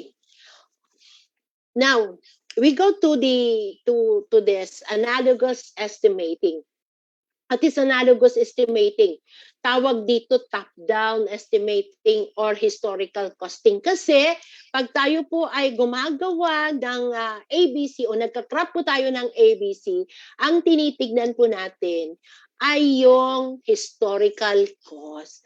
It draws from a purpose-built archive of historical project data, often specific to an organization. So say for example, meron kayong gustong bilhin ngayon, no? Lalagay po ninyo sa PPMP nyo. Okay? Bibili tayo ng isang anong tawag dito? Machine para sa opisina, no? Farm machineries. Bibilhin natin yan. Pero last year, meron na tayong project na ginawang ganyan na ibinigay din natin sa ating pong mga barangays. Okay? So gusto nyo maging project yan uli. So anong gagawin nyo? When you are doing analogous estimating, no? For in the determination kung anong ABC, magkano yung ABC na ilalagay mo doon, gagamitin mo analogous estimating. All you have to do is to look at the price last year. Kukunin mo na lang yun, at yun po ang ilalagay mo, no? Dadagdagan mo na lang ng konting anong tawag dito, inflationary percentage to consider the inflationary factor. And this can be quite accurate if used to form estimates for similar projects and if experts can precisely assess the factors affecting the cost. Kung kaya mong makita talaga yung other factors na pwede mong idagdag dyan. Analogous estimating po yan. Kunin mo lang yung nakaraan na mga costing yan at yun ang ilalagay mo. Very, very madali. Na? Another is yung tinatawag na bottom-up. Okay? Ang bottom-up is kabaliktaran nitong analogous estimating kasi ito, tingnan mo lang yung historical cost. Ito namang isa, ito, bottom-up or analytical estimating. This provides the most accurate estimating technique if meron kang work breakdown structure. Yung bang alam mo, ma-breakdown mo ang different cost component ng isang project. Okay? Isa-isahin mo. Pag ito ang gagawin natin na project, let's say for example, yun nga, tawag dito, anong magandang example dyan? Yung, let's say, i-improve mo ang inyong, yung inyong computerized system, no?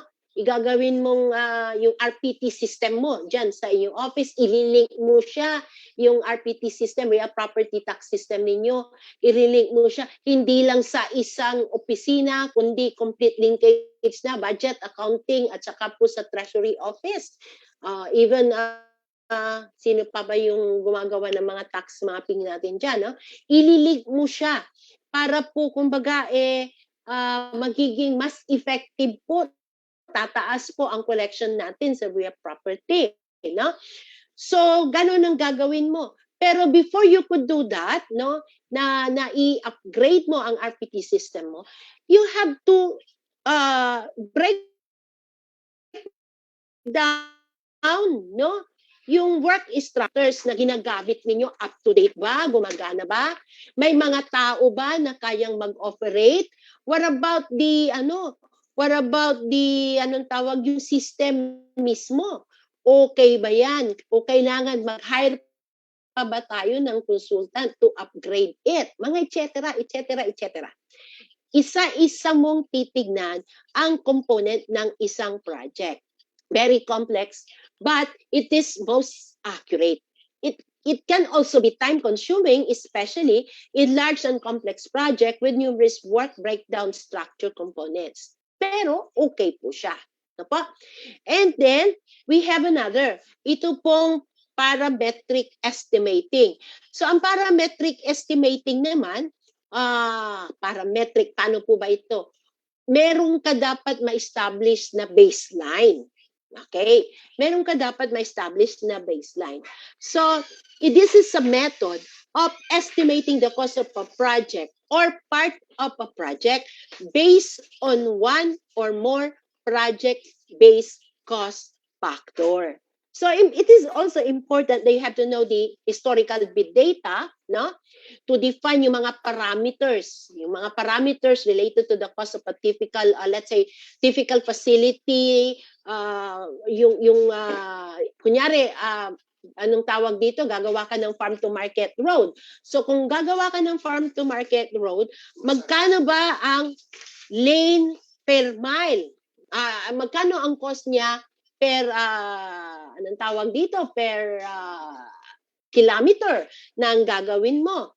Kung gagawa ka naman ng yung fencing, perimeter fence na sinasabi, you have to know how much ba ang cost ng bawat square meter ng fence. Ano ba yung standard cost? Kung gagawa ka naman ng isang, let's say, building, you also have to know how much bang standard cost per square meter ng isang typical building na gagawin. Diba? So, yan po yung parametric estimating. And then, alam mo na ngayon yung tawag dito, yung base cost.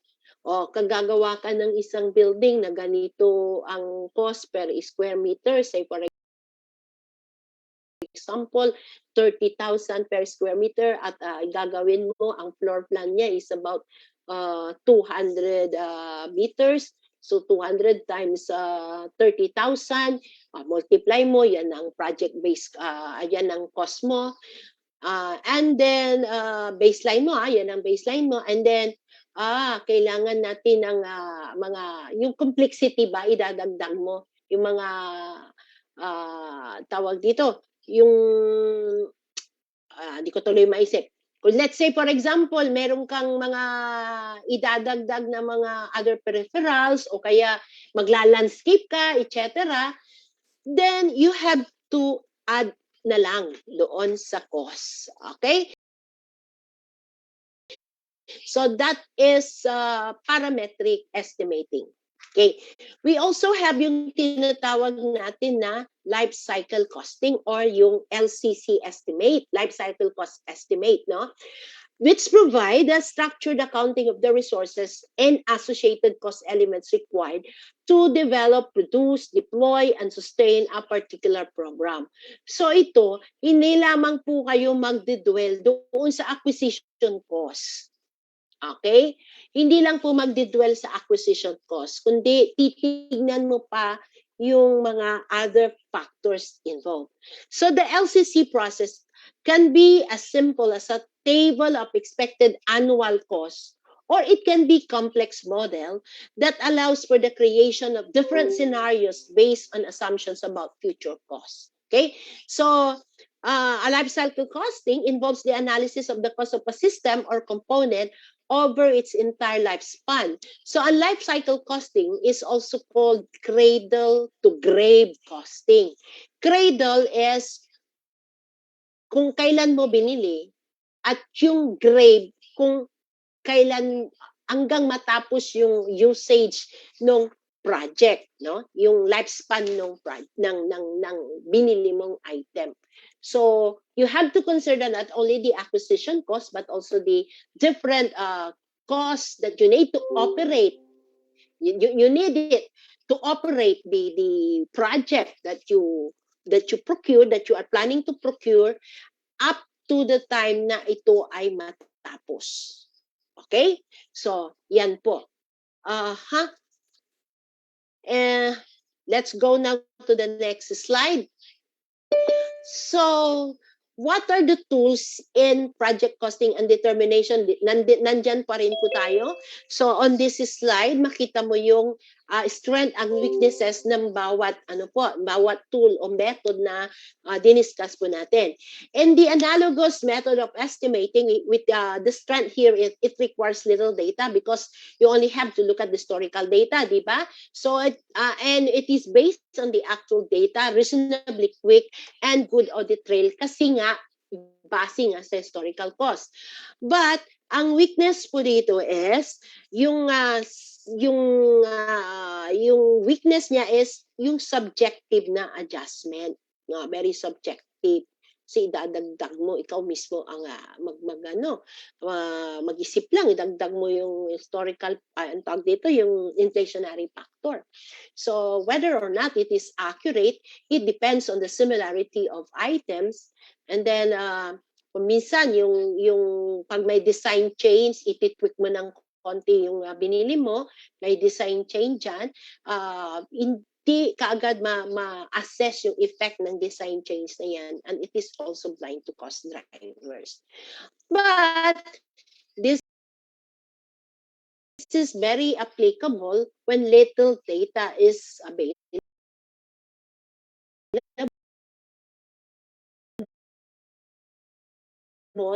Kung mga rough estimate lang po ang tinitignan, okay yan. At kung gusto mong ma-cross-check yung project na binili mo, i-cross-check mo siya dun sa historical data.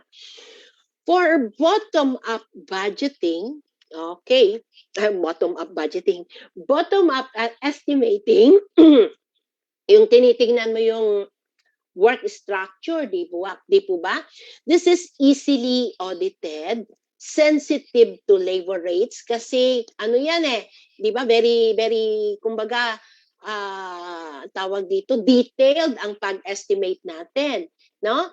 So, kumbaga, kompleto yung ating estimates. Tinignan mo isa-isa, bin-breakdown mo yung different cost components. Kinuha mo, nilagyan mo ng cost. So, it is, as well as the labor rate, sensitive po siya. It tracks vendor codes, quotations ng mga suppliers, and very time-honored. Ang problema lang po dito, ang weakness niya is matagal, mahirap, cumbersome, and it requires detailed estimate. But pag ang mo is nakikipag-negotiate ka, maganda na mag-bottom up ka kasi negotiation yan, o nag-production estimating sa mga production projects ninyo. Okay? Okay yan, and software development sa mga IT projects. For parametric naman, okay din ito, reasonably quick, encourages discipline, may audit trail, okay? Objective or little bias kasi basis standard cost, may cost driver visibility, at incorporates real world effects, real effects like yung technical anong tawag dito, requirements na idadagdag mo doon sa model na kinuha mo, no? Kasi project mayroon kang baseline di ba? And then yung risk, no? Yung or complexity ng project idadagdag mo diyan.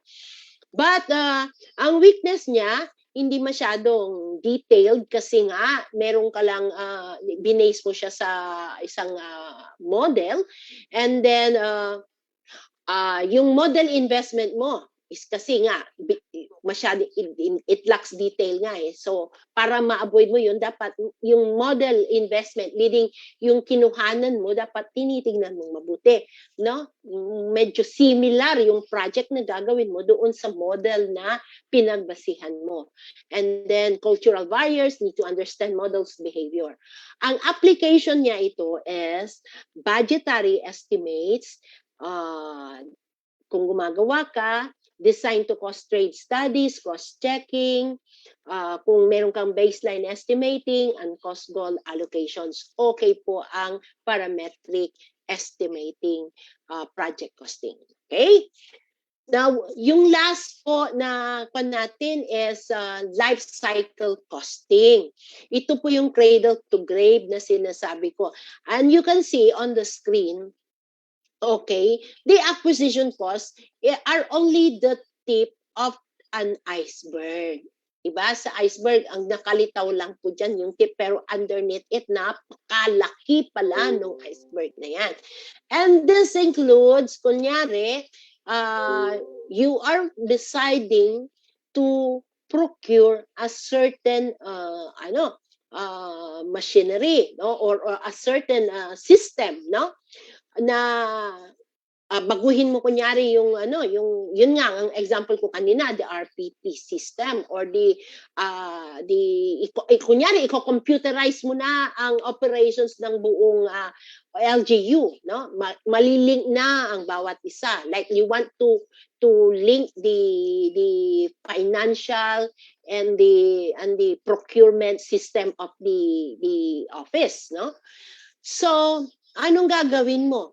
Yung pag life cycle costing yan, aside from the computing the acquisition cost of the machinery, the IT people na kailangan mo, no, how much, you also need to consider the training cost.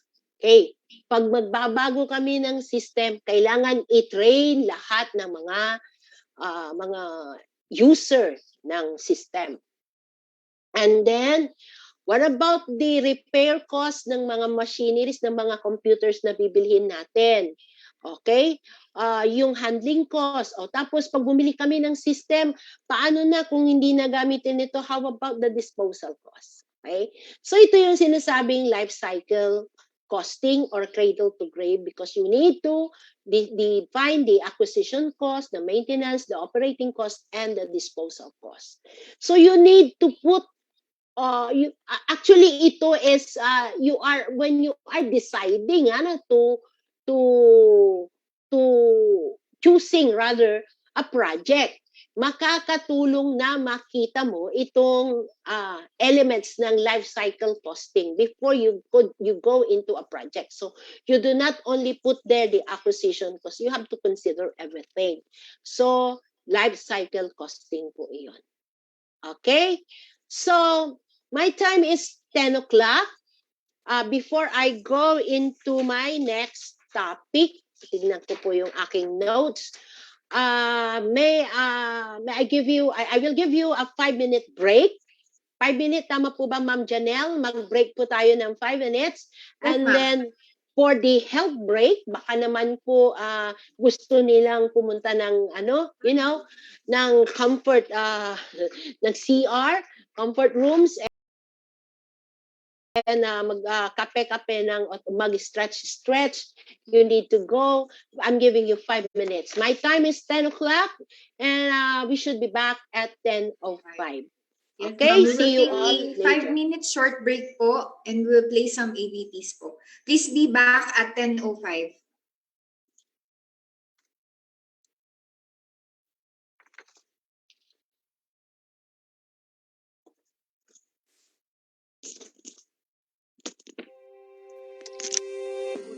The Philippines is going to buy green.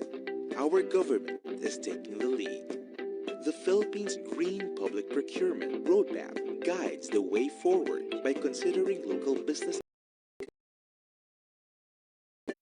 capacities, climate, environment, health, and value for money. Our government procures thousands of items every year to serve the Filipino people. When government is the single largest buyer in a market, its procurement decisions influence the direction that businesses take. Green public procurement is about buying products which are low carbon, are healthier, avoid harmful chemicals, and are manufactured through cleaner processes. They are efficient to use and consume less energy and water. At the end of life, precious materials materials are recycled. GPP reduces the pressure on the environment. GPP is a partnership between the government and businesses. GPP opens up new, exciting, and reliable opportunities for businesses supplying green products. This in turn makes green products also affordable for private households. A first batch of 20 product categories has been prioritized for GPP, and more will be selected over time. The priority common supplies and equipment products are multi-copy paper, toilet paper, record books, cleaners, chairs, disinfectant sprays, trash bags, liquid hand soap, detergent powder, and LED lights and bulbs. The priority non-common supplies and equipment products are computer and laptop monitors, air conditioners, vehicles, fridges and freezers, copiers, paints and varnishes, food and catering services, training hotels and facilities, toilets and urinals, and textiles such as uniforms and work clothes. The well-established public procurement processes in the Philippines, such as the PhilJobs, will ensure fairness, transparency, and open competition for the green venture. Everyone can become an active consumer of green products, which save energy and water, are not harmful for health and climate, and which are recyclable.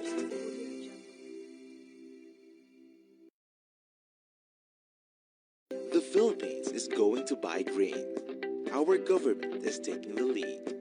The Philippines' Green Public Procurement Roadmap guides the way forward by considering local business capacities, climate, environment, health, and value for money.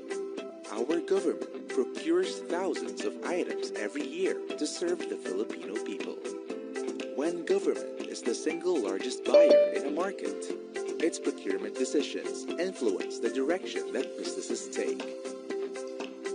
Green public procurement is about buying products which are low carbon, are healthier, avoid harmful chemicals, and are manufactured through cleaner processes. They are efficient to use and consume less energy and water. At the end of life, precious materials are recycled. GPP reduces the pressure on the environment. GPP is a partnership between the government and businesses. GPP opens up new, exciting, and reliable opportunities for businesses supplying green products. This in turn makes green products also affordable for private households. A first batch of 20 product categories has been prioritized for GPP, and more will be selected over time. The priority common supplies and equipment products are multi-copy paper, toilet paper, record books, cleaners, chairs, disinfectant sprays, trash bags, liquid hand soap, detergent powder, and LED lights and bulbs. The priority non-common supplies and equipment products are computer and laptop monitors, air conditioners, vehicles, fridges and freezers, copiers, paints and varnishes, food and catering services, training hotels and facilities, toilets and urinals, and textiles such as uniforms and work clothes. The well-established public procurement processes in the Philippines, such as the PhilJobs,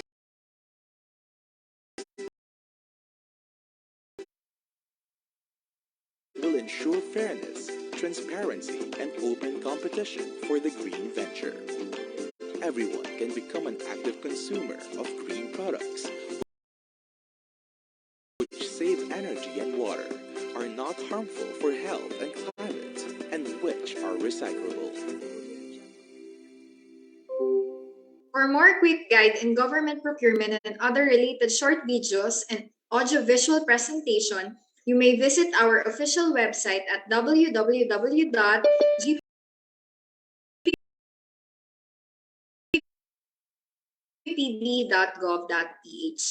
So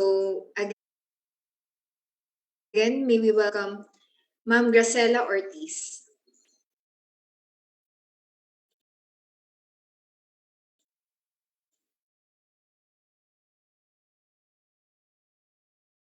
Ma'am, nakamute po kayo. Okay, sorry about that. Thank you, Ma'am Janelle. Okay. I hope everyone na refresh ng kahit konti sa 5-minute break po natin. I'm sorry, I could only give you a 5-minute break kasi marami pa po tayong mga itatackle so that we will have more time for the question and answer portion later on. Okay? So we're done with the ABC, crafting of your ABC. Now we go now to the next slide. And that is the crafting of the technical specifications. Okay, so ang technical specifications actually states the needs to be satisfied. It defines what it wishes to buy. It defines expectations, and it establishes the standards that directly affects the quality and performance. And actually, technical specifications is the heart of the procurement transaction. Kasi dyan talaga tinitignan yung needs ng isang procuring entity. Okay. So, when you say technical specifications, again, we are referring to the procurement for goods. When you say scope of work for infrastructure projects, and when you say consulting services, yan po yung terms of reference. Okay. Now, in the development of your specification, ito po isang proseso. First, you have to have an information, you had to have an analysis of your needs. That is, identification of the procuring entity's needs, what are the functions, ano ba ang performance na kailangan nung procurement o nung product na gusto mong bilhin. Ano ba yung technical characteristics niya? Okay? Functions. Yun ang dapat na ilagay natin sa need analysis. And then, you collate now all the information from the various sources based on the identified needs. That is already under information gathering. O, saan ba pwede nating kunin ang mga yan? Okay, collect information, no? And then you kumbaga sa kwan, you look at the yung talagang kailangan lang yung mag-answer doon sa needs ng isang agency, ng isang LGU. And then you draft now your specification. I-compile mo na, i-gather mo, and translate that into a requirements na yun ang ilalagay mo ngayon in your PPMP. Ito na yung product na ilalagay ko sa PPMP, and these are now my technical specification. Okay? So, ang characteristics ng ba tayo? Wait. Okay. Ito po yung mga sources ng ating pong mga specification. Marami po tayong pagkukuhanan. Hindi ngayon ko kasi medyo ang online, hindi katulad noon nung bago-bago pa lang ang implementation, mga kapalahunan ko 2003, bago-bago pa lang kami na nagle-lecture. Napakahirap pong magsabi na ito ang gawin mo technical specs kasi mahirap pa pong mag-search sa internet. Pero ngayon, no, puro na lang po tayo, we could use online platforms. Marami po tayong mga source na pwede nating gamitin. Okay? So, these are the sources of our information. We could have our previous records of procurement activities, pero ang ilalagay mo lang doon ay, of course, yung mga successful procurement activities. Huwag po yung mga pumalpak na mga procurement activities po ninyo. Otherwise, garbage in, garbage out. And then we could also request for information from established suppliers and manufacturers. Okay, pero tingnan mo rin, baka mamaya ang makuha mong mailagay na sa inyong mga technical specs ay anong tawag dito, specific ka doon sa isang particular product na ino-offer ng isang supplier, which is that would be defeating the purpose of the public bidding, no? Yung anong tawag dito, yung branding, magkakaroon ka ng branding diyan. And then yung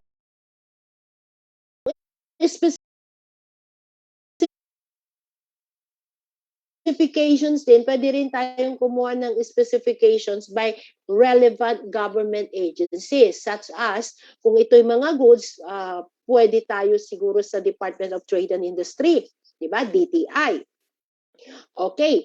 Sa pub-infra, syempre sa infra, wala nang tatalo. Pwede tayong kumuha ng ating mga information sa DPWH. And then, pwede rin po sa PS, no? Sa mga government central purchasing organizations such as the PS. Okay? And then we could also consult the entities that issue technical standards locally or internationally. Pwede tayong magkonsulta doon. As well as yung atin pong yung mga research centers na available sa ating mga academies, mga universities, pwede tayong pumunta doon, pwede tayong mangonsulta doon, no? Professional and technical associations. We could also look at the specs na pwedeng nakalagay sa mga technical journals and magazines, as well as yung internet and other online resources like online catalogs, ayan pero wag ka naman kang bumili sa eBay, baka wala pa po 'yan, no? Online catalogs, but siyempre, gaya ng sinabi ko kanina, use them with care to avoid copying restrictive specification from a brand or from a particular supplier, thereby frustrating yung pinaka-essence ng public bidding, and that is competition. Okay. Now we go to the next. What are the characteristics of a specification? Okay. By definition, ang specification limits or sets a limit and thereby eliminates yung potentially eliminate rather items that are outside the boundaries drawn. So, meron ka ng sinet na boundary, mai-eliminate mo na ngayon yung mga wala doon sa inilagay mong boundary, diba? However, a specification should be written to encourage,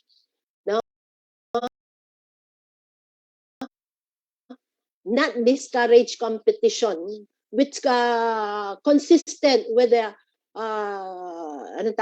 consistent with the seeking of the overall economy for the purpose intended. Okay, so ibig sabihin yan, tignan po natin when we craft yung technical specs natin na hindi overkill.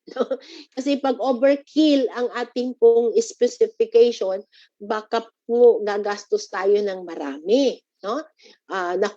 Kung ganito lang ang specs, okay na. Ma-meet na yung needs ng isang agency. Pero ang ginawa, in-overkill mo. Kaya gagastos ka ng marami dyan. So a good specification should have the following characteristics. It should be clear. It should be understandable. It should be written in a layman's term. It should be concise. We should be specific as possible and detailed as possible, and in stating the mandatory requirements. But take note, we should also be updated where technology is taken into account. And it should be consistent and not in conflict with the objectives, the vision, or the goals of the local government unit. consistent po tayo dyan. And it should be competitive. It should allow for a competitive bid. Hence, iiwasan po natin yung reference to brand name. And it should be complete, meaning it should fit the actual requirements of the end user. And these are the types of the specification. So may mga types po tayo ng specification. Functional specification, performance specification, and design specification. So let us try to discuss this one by one. Pero umpisa at the outset ang sabihin ko, functional and performance specification, they are used interchangeably. This can be used interchangeably.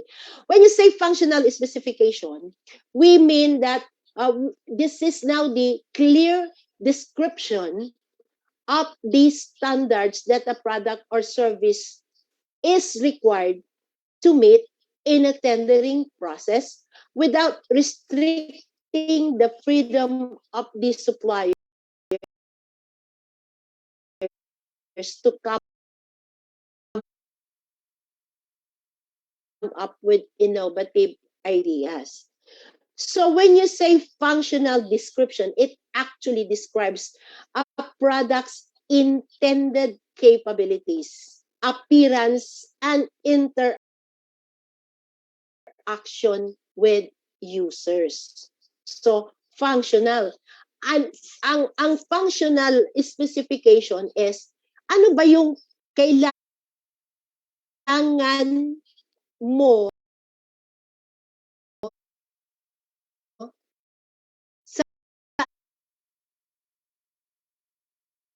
sa isang procurement project, ano bang functions na kailangan mo para sa isang procurement project. Kung bibili ka ng isang product, ano ba yung functions dapat na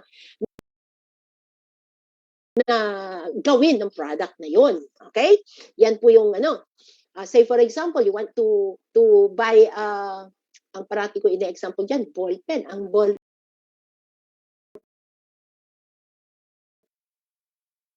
pen is nakakasulat. Yes, nakakasulat ang isang ballpen. Na ang ballpen, syempre, alam mo na, madaling hawakan, ito yung appearance niya, dapat etc. No? At that is only the function, makakasulat yan. But when you say performance naman, dadagdag mo yung performance, it will now describe the characteristics and capabilities of that item pertinent to capabilities of the item that are pertinent for the intended use. So, ang ballpen, let's say, writing, it actually, ang ballpen is a writing utensil, di ba? Kung aanuin mo, yan ang generic term niya, no? So, dapat ang ballpen na yan, it could write 1.5 kilometers, okay, without blotting, no? Walang nagbablat, legibly, etc. Yan po yung performance na dapat na ini-expect po natin sa isang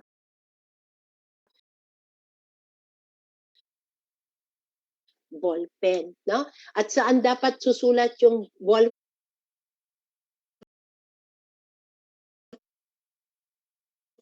Ballpen, syempre sa papel, di ba?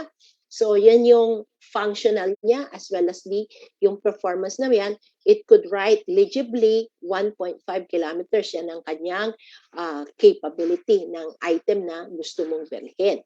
Okay? So, sabi ko nga, yung functional and performance description could be used interchangeably. Okay? So, pwede mong sabihin, ang sukat niya ganito, yung bibilin ko, ang sukat niya ganito, kasi suitable yan doon sa paggagamitan ko.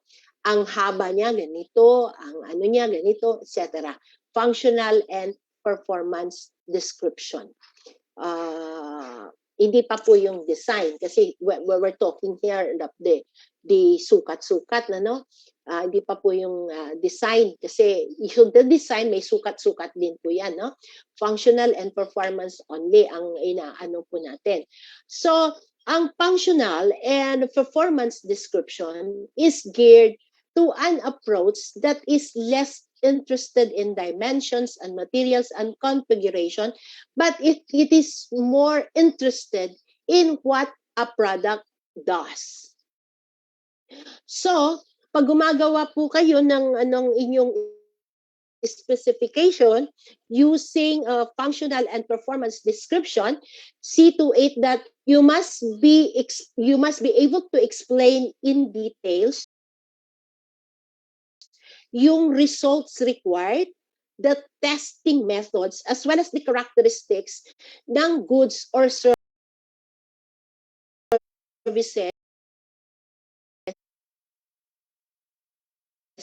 na dapat na gawin, no, nung bibilihin mo.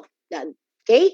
The goods or services that you are going to procure, dapat ma-describe mo yung kanyang results required, testing methods, at saka po yung mga characteristics. So usually, ginagamit po natin yan sa procurement of goods and services. Kasi we will use the design specification when we are into infrastructure projects. So design specification customarily employ yung dimensional and other physical requirements of the item being purchased, and this is often being used in buildings, construction buildings, highways, okay? Ang tawag dito, ayan, mga farm-to-market roads, etc. So, when you are using design specification, importante po yung drawing. Okay? So, importante po yung drawing. Importante po yung mga, anong tawag dito, yung mga materials to be used must be described fully to include nga yung mga sukat, thickness, the size, the color, etc. Okay? So, kompleto. May drawing ka, may sukat ka, may thickness, may color ka, etc. So, importante yung design when you, this is important when you are doing the design specification. Okay? And this design specification is being used for infrastructure projects.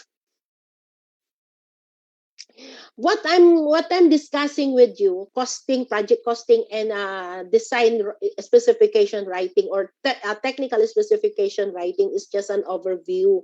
Ano po, meron pong complete module po ang ating GPPB po when you want to go higher sa level ng inyong kaalaman sa project costing at saka po sa specification writing. Okay? So, for specification for goods, sabi ko nga, generally, performance or functional specifications are preferred. Okay? And so, when you are doing that, you must, and generally generally performance or functional specifications are preferred because the risk of the term or item selection and its technical specification is shifted to the supplier. Yung supplier po ang tinitingnan mo diyan, yung kumbaga yung ino-offer ng mga supplier. That's why we do the market research. So in describing the specification for goods, the procuring entity must take care not to overstate yung needs. Yung sinasabi kong overkill. No? Pag na-overkill mo yan, it will exceed now yung user needs. So it's important na ma-differentiate mo yung needs at saka yung wants. Because yung mga add-ons po natin, kung may mga add-ons kayong inilagay dyan, that may not be necessary, Thus, hence, it will only be waste of the public funds. And others, kung minsan pag nilalagay po natin yung mga add-ons na, say for example, specific yan dun sa isang product, bukod sa magiging madidefeat po yung competition, no? Mag-i-entail po yan ng higher cost. At magkakaroon din po tayo ng unfair discrimination. Kasi yung add-ons na inilagay po natin nakatumbok po tayo, naging restricted po sa isang particular brand. Okay. So, dito sa specification for services, okay, ito po yung janitorial, yan, yung mga pan po natin, security services, basta services po yung inaano po natin. There should be a detailed description of the services to be provided.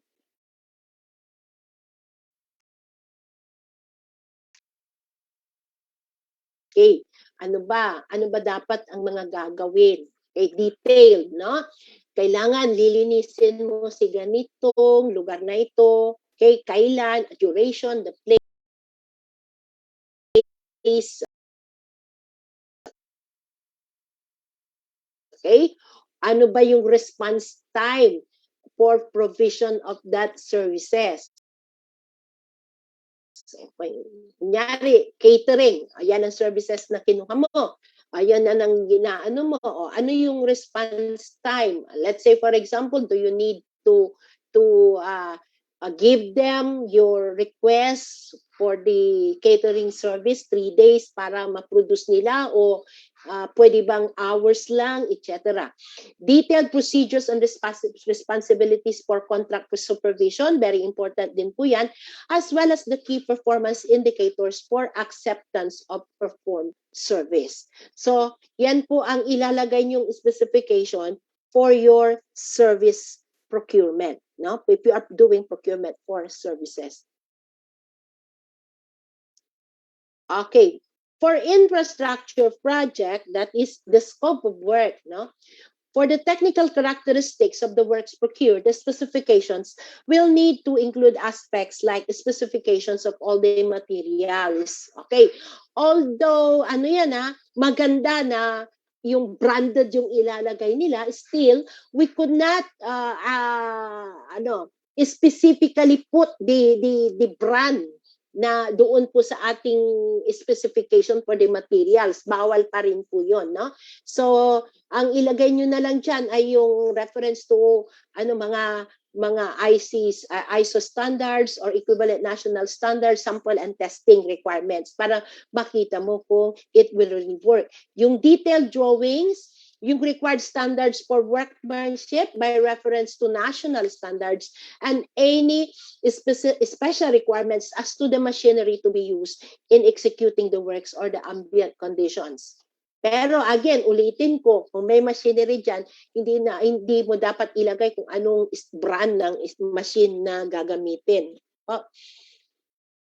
Soil conditions of the site, soil and subsurface condition, siyempre, kasi importante po yan para alam nila kung ano yung ipatatayo nilang building. Alam po yan ng mga engineers. And defining the available site facilities and the distribution of the responsibilities between the bidder, the contractors, and the procuring entity for site management. The terms of installation, commissioning, and handover before the work is considered complete, at saka po other requirements for environmental management, system certification, etc.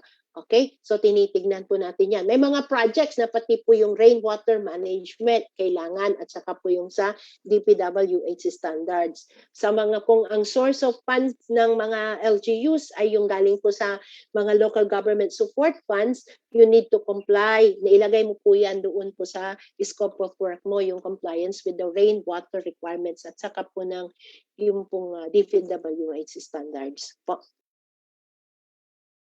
Okay?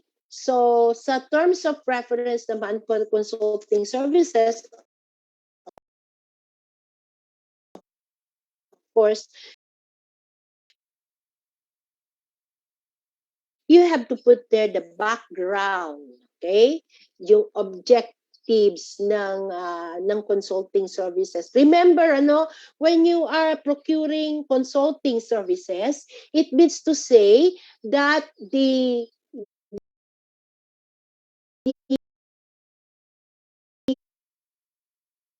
the entity lacks a certain technical expertise. That's why bumibili po sila ng consulting services. Yan po yung purpose while you are procuring consulting services. Okay, so you have to very define well the objectives as well as the scope of work. Ano po yung scope of work na mga gagawin? Okay? At saka, kung may training na kailangan. Kasi usually, ang mga consultants po natin, nagbibigay din po ng mga trainings. Kasi ano yan a transfer of knowledge. No? And then the time, schedule, at saka reports, very clear, no? And specific in the terms of preference, as well as the services and facilities that will be provided by the employer. Pati na rin po yung kung may iiwanan man, let's say may kailangan na may kasamang tag dito, computers or something, dapat ilagay mo. Yan ba pagkatapos ng project, yung bang mga computers na ginamit dadalhin ba yan ng consultant o maiiwan yan sa mga sa procuring entity, no? Dapat very specific, very clear ang pagkalagay nyo ng mga terms ng mga mga items na yan in your terms of reference. Okay, when you are writing your specification, we must consult all the stakeholders. Okay? Yung siyempre galing yan ng end user units, consult all, no? Hindi lamang po isang tao yan. So that's why it's very important that you conduct your procurement planning. In your procurement planning, pre-procurement planning, meron pa kayo no? Nag-uusap po kayo, ano ba talaga ang mga kailangan niyo. And in developing the project requirements and the technical specifications, the scope of work, and the terms of preference, you can engage the services of technical experts. So, pwedeng in-house, sino ba yung in-house dyan, no? Or consultant. So, in-house, pwede kayong mag-hire ng job order ninyo, job order ba ng inyong mga contractual, no? Hindi po yung hindi po yung hinire ninyo na through agencies, okay? And then to ensure that the requirements and the technical specs or the scope of work and the terms of reference are adequate to achieve the objectives of a particular procurement. Pwede kasing konsultahin nyo yung mga engineers ninyong nandyan, o kaya you could also get the help of the DPWH, yan po. Or you could also consult yung tawag dito, yun nga, yung mga sinasabi ko kanina, pwede kayong mangonsulta sa mga research centers, okay, when you develop yung specs writing, and pwede kayong magtanong din sa kung anong maganda sa DTI, mga relevant government agencies. Makakatulong po sa inyo. And we should set the clear specifications, clear and ambiguous. It should be in layman's term, no reference to brand name. It should be updated where technology is to account, and it should fit the actual requirements of the PMO. Avoid yung overkilling of the requirements. Otherwise, it will entail additional costs. Okay? Hindi necessary na yung mga binibili nyo, pero bumili pa rin kayo kasi overkill nga yung inyong mga requirements. Okay, so more tips. Ayan po yung more tips on specification writing. Be as specific and detailed as possible in stating the mandatory requirements kasi yun po talaga ang importante. state on a requirement of fact only one time, avoid duplication, explain the intent and purpose of every item, nag-i-enumerate na lang po ako, be as flexible as possible without compromising the objective, para po kumbaga may pwede pong makadagdag pa po, baka malay nyo, magdagdag for free ng yung yung mga ano natin, mga supplier natin, kakuha kayo ng magandang bargain dahil po sa pag-crack po ninyo ng inyong magandang specifications. Specify what you need, not how to get what you need, and look to increase competition, not to reduce it. Okay? Knowledge check. Ma'am Janelle, we have next a knowledge check. At this juncture, we'll be having our third knowledge check. May we ask our participants to select their answer via the Zoom polling feature. Our question is, technical specifications must be prepared after posting or advertisement. If specifications are not properly prepared, it will be almost impossible to complete the bidding process and award the contract. Is it A, true, or B, false? May we remind our participants po that if you have questions related to the topic, you may type your questions through the Zoom chat box and will be discussed during the open forum.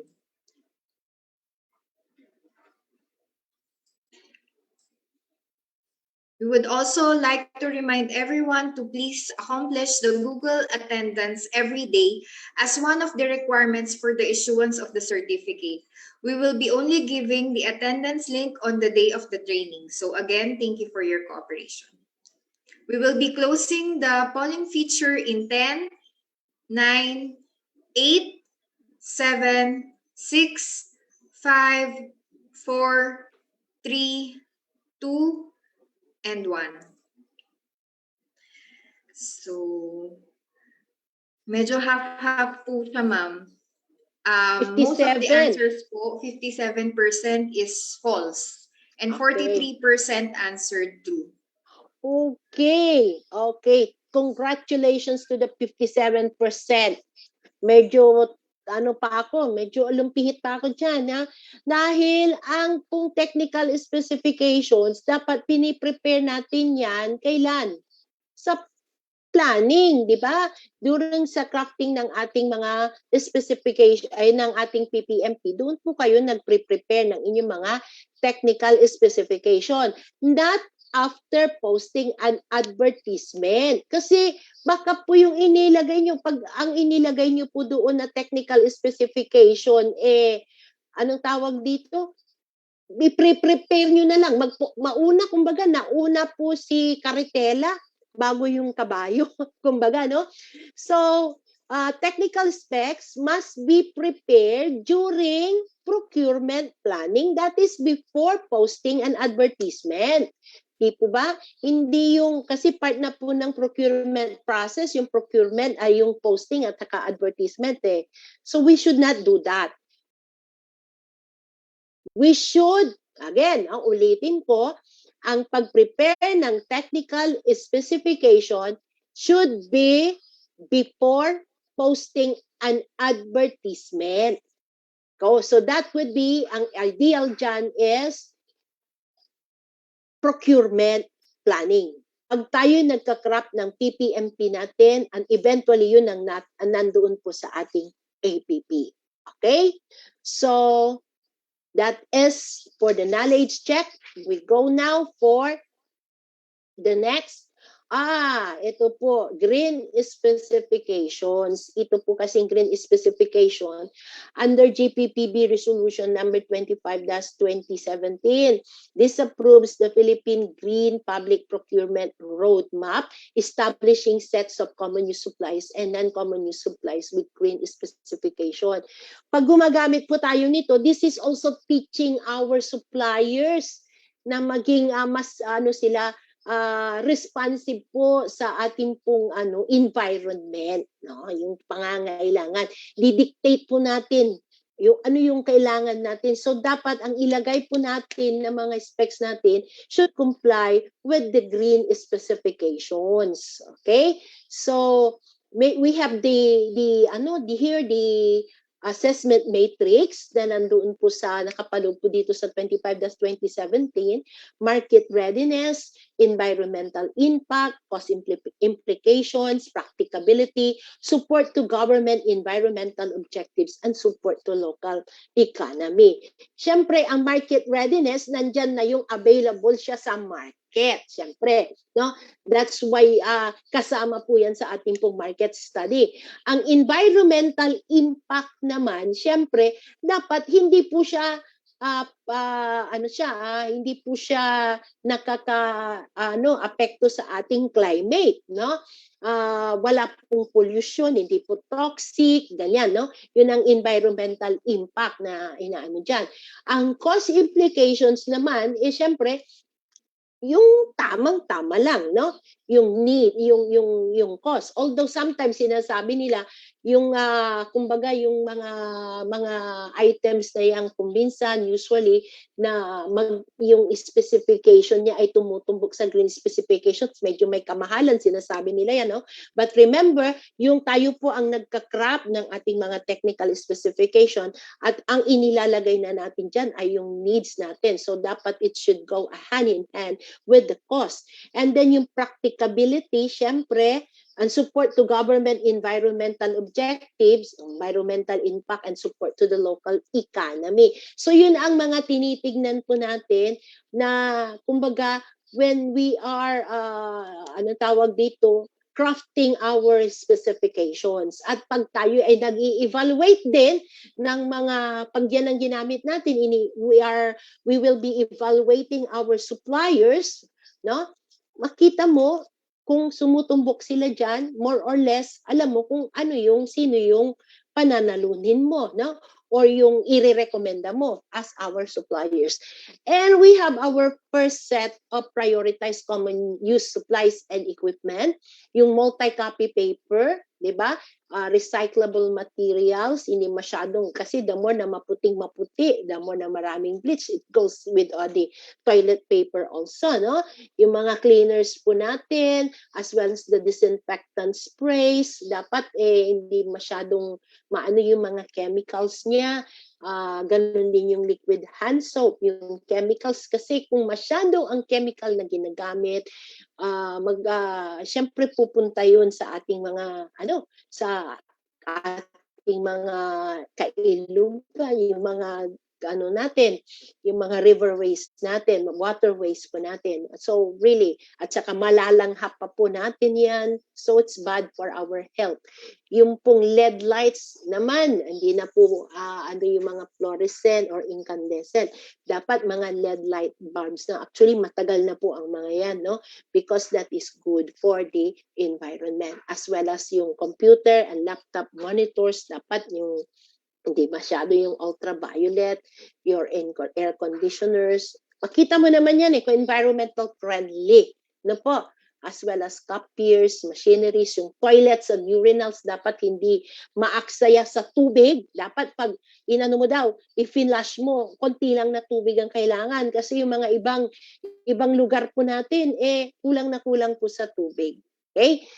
So those are the things that you have to consider when you are crafting your specifications. Okay? So we should dictate, sabi nga, dapat tayo po yung nagdi-dictate sa ating mga suppliers. Malaman nila na ito na ang dapat na i-offer nyo because we are into green specification, yung makakatulong po sa ating environment. Po? Lalo na po ngayon, tingnan nyo, baliktad na malamig. Instead na mainit yung ibang lugar, dating malamig daw doon, ngayon mainit, nababaliktad na po. So, we really need to go into green specs.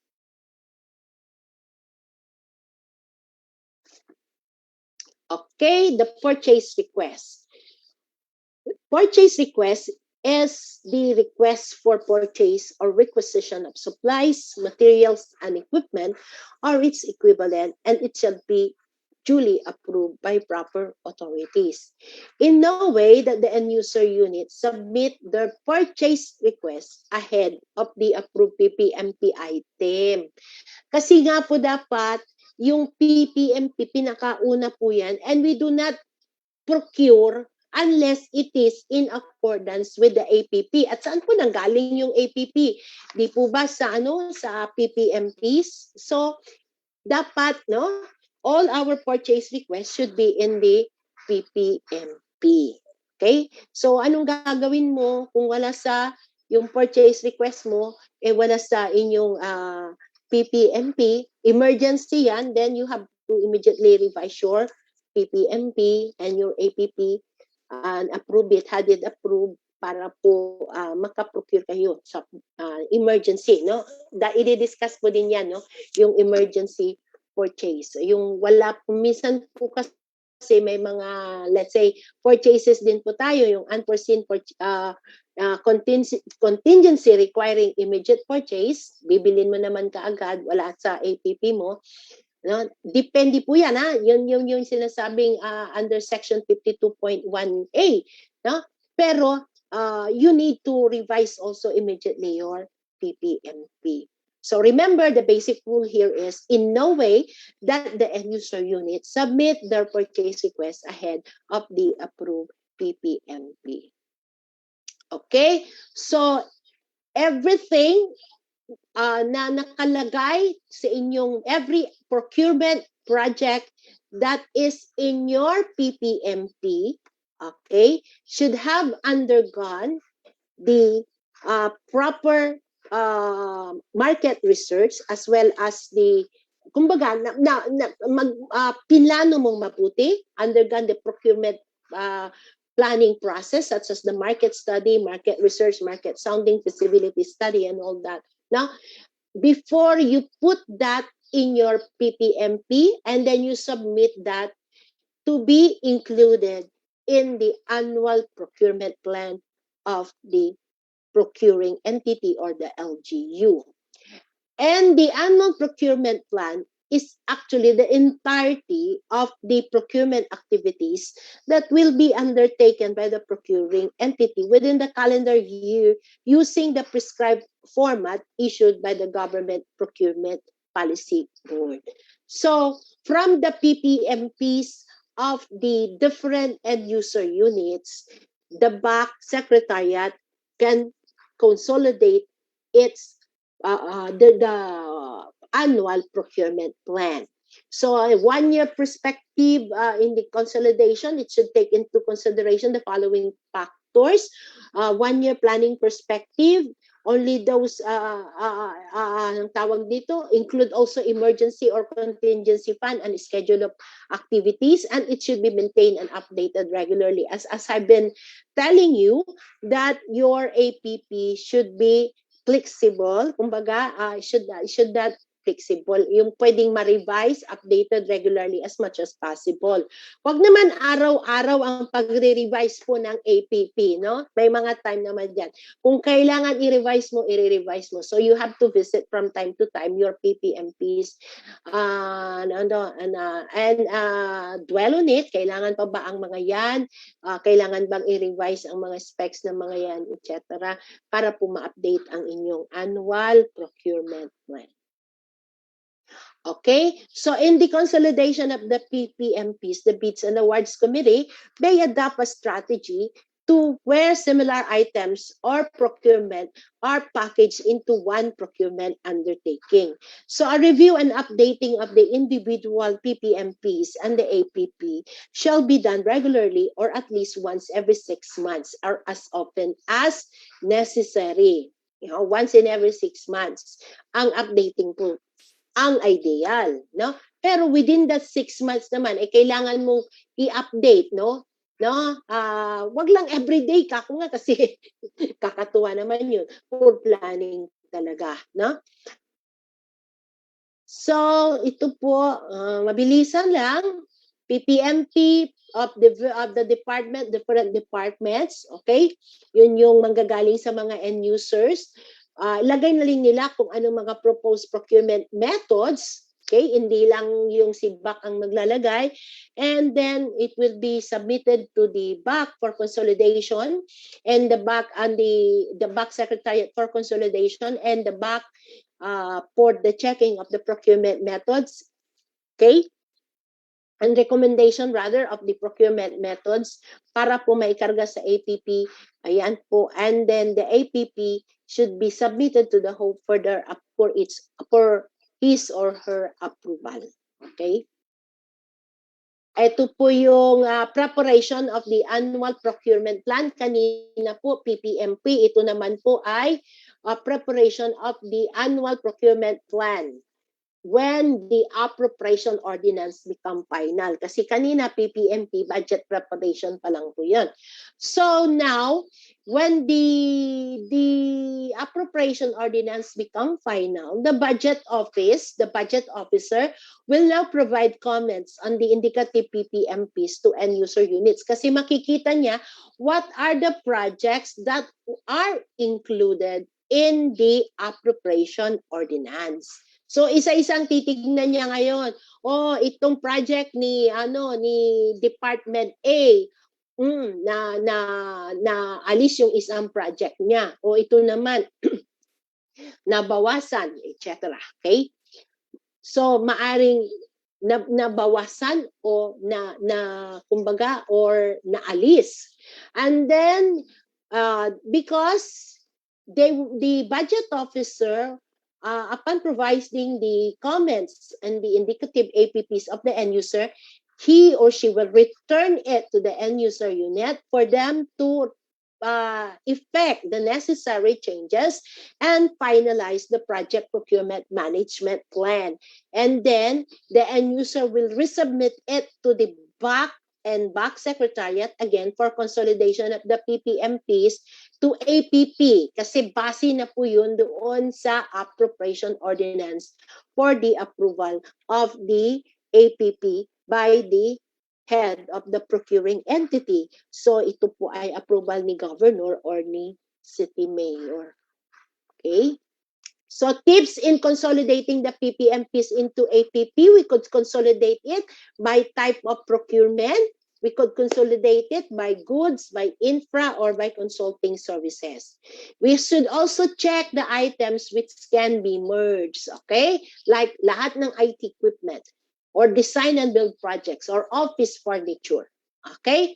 Baka mamaya sa pag-consolidate makita. It might be doon sa PPMP ang proposal po ng procurement modality proposed by the end user might be might be alternative methods of procurement. But once consolidated into an APP at minerge mo na yung mga items na pwedeng emerge, mangyayari po dyan is public bidding na po. And usually kasi we do public bidding because usually nakakamura po tayo and we get the best quality for the best price when you do the public bidding as compared with the other modes of procurement.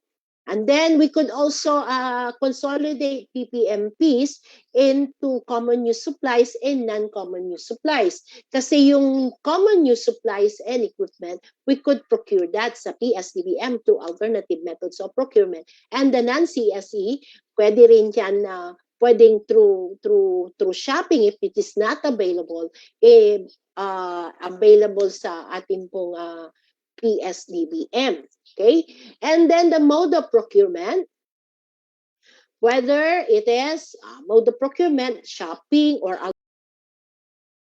alternative methods of procurement and public bidding, it could also be sorted out into by source of funds. Okay? So this is now an actual form of the annual procurement plan which can be downloaded at the website of the GPPB. Okay, so yun pa rin, no? And in this annual procurement plan, although 9 lang po yung columns na inilalagay niya, under columns 4, on columns, not columns 4, under column 6, meron pong 4 na sub-columns as well as in the estimated budget under column 8, may 3 po na sub-columns po dyan. And we will take this one by one. No? For the first column, ito po yung UICS or the PAP. Ito po rin po yung pwedeng kunin nyo po yung internal coding system po ninyo sa inyong mga LGUs. And then you put there in under column 2 your procurement program or project tawag dito, in general, no? Di po specific kasi yung specifications po niyan usually ay nasa PPMP po.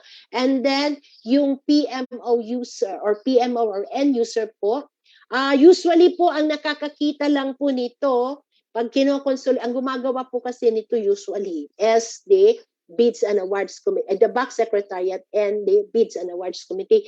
So baka hindi familiar po yung other end users, ito po yung other participants po natin, ito po yung ating pong APP. But this is also posted po sa ating mga websites, di ba?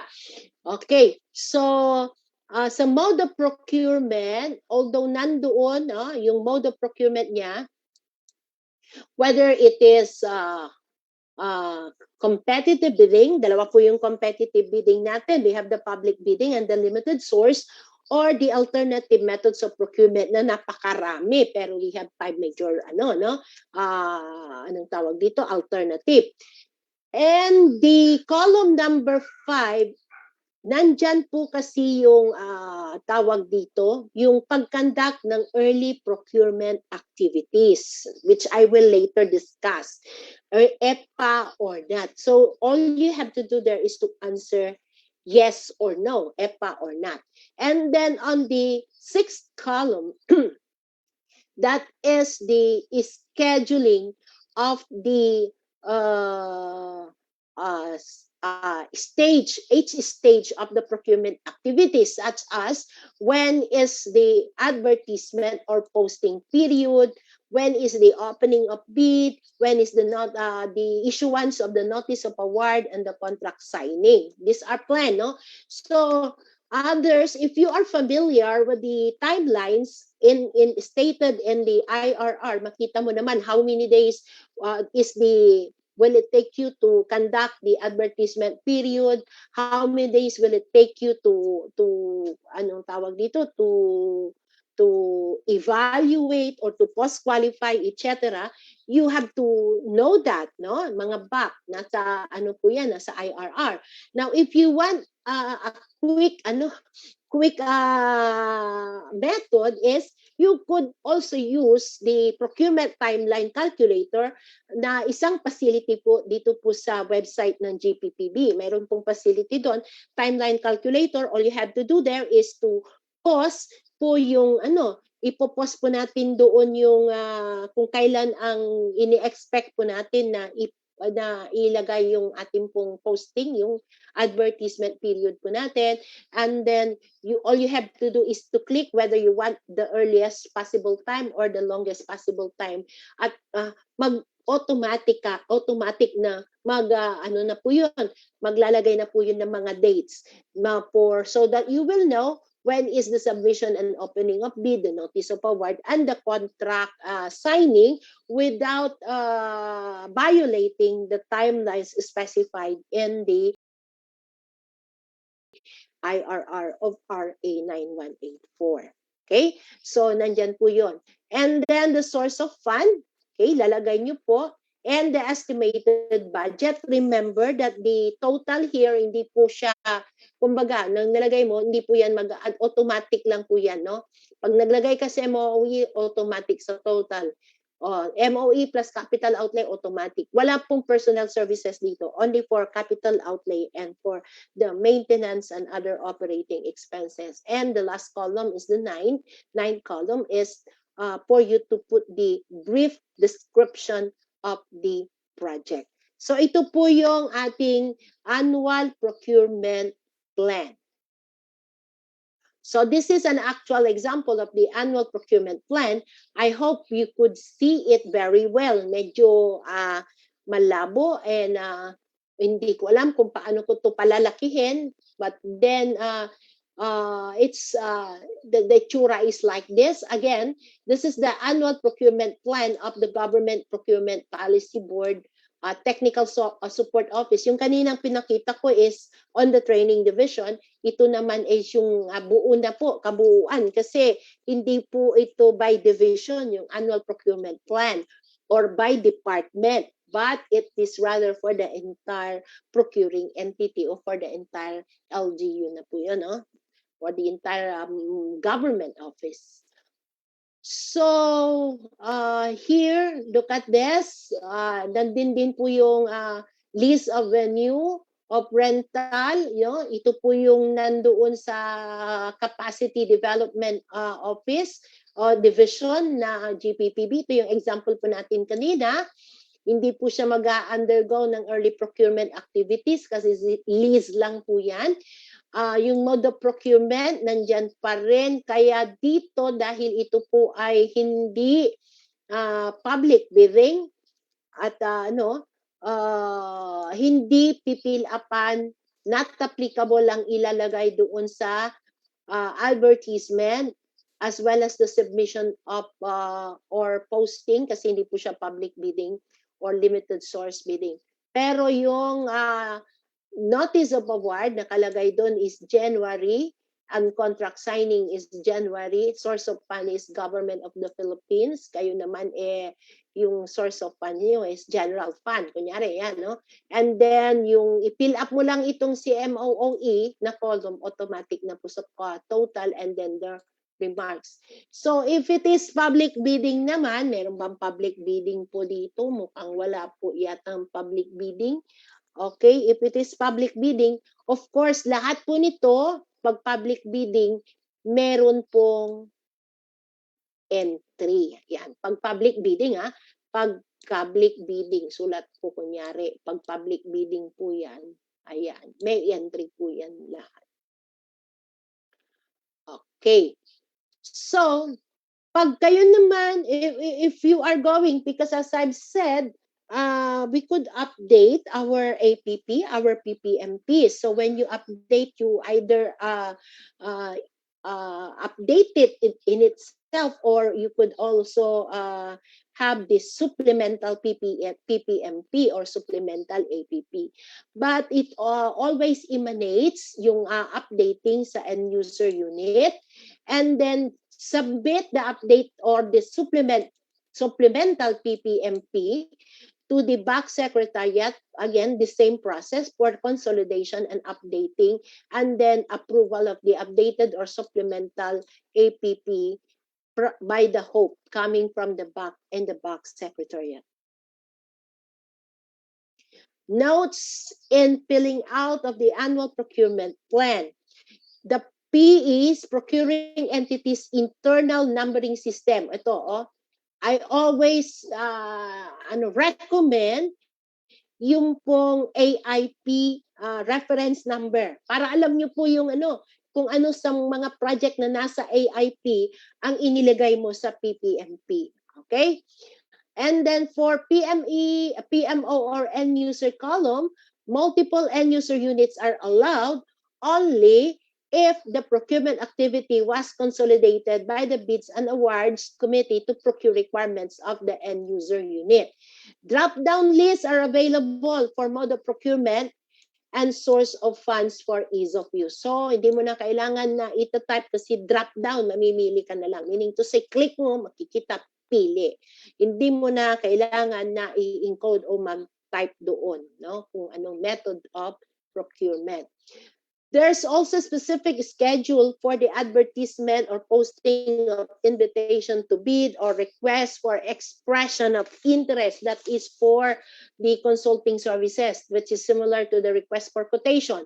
The submission and opening of bids, the notice of award and or contract signing, which are automatically identified through the Microsoft Excel formula. So pag iano mo dyan, automatic, specific, no? Dates, umauna si date, si month at si quarter for its procurement activity. It should be indicated. The total ABC column cannot be edited but is automatically computed. And for MICA projects, kung meron man kayo similar, ABC shall be the full amount is stated in the MICA with remarks on the amount to be disbursed on the particular fiscal year. Okay? So, I want to also to discuss with you this APPCSE. Ano ba itong APPCSE at in comparison with this APP Annual Procurement Plan? Because the APP being referred in the IRR of Republic Act 9184 is different from the Annual Procurement Plan Common Use Supplies being required under Circular Letter number 2011-A and 2011-6A. So, yung APPCSE kasi is being required, no? Part po yan sa mga national government agencies, part po yan ng mga beds nila, yung budget execution document. This is being required to serve as basis of the DBM procurement service in projecting its inventory requirements, scheduling of activities, and overall management of central procurement system of or central procurement of the common use goods. Para makita po ng DBMPS yung magnitude na kailangan ng mga goods, no? Common use goods. ABBD po nila kasi yan. Nagkaka-undergo din sila ng procurement process for reselling it through their PS, yung procurement service. So common use supplies refers what is being met here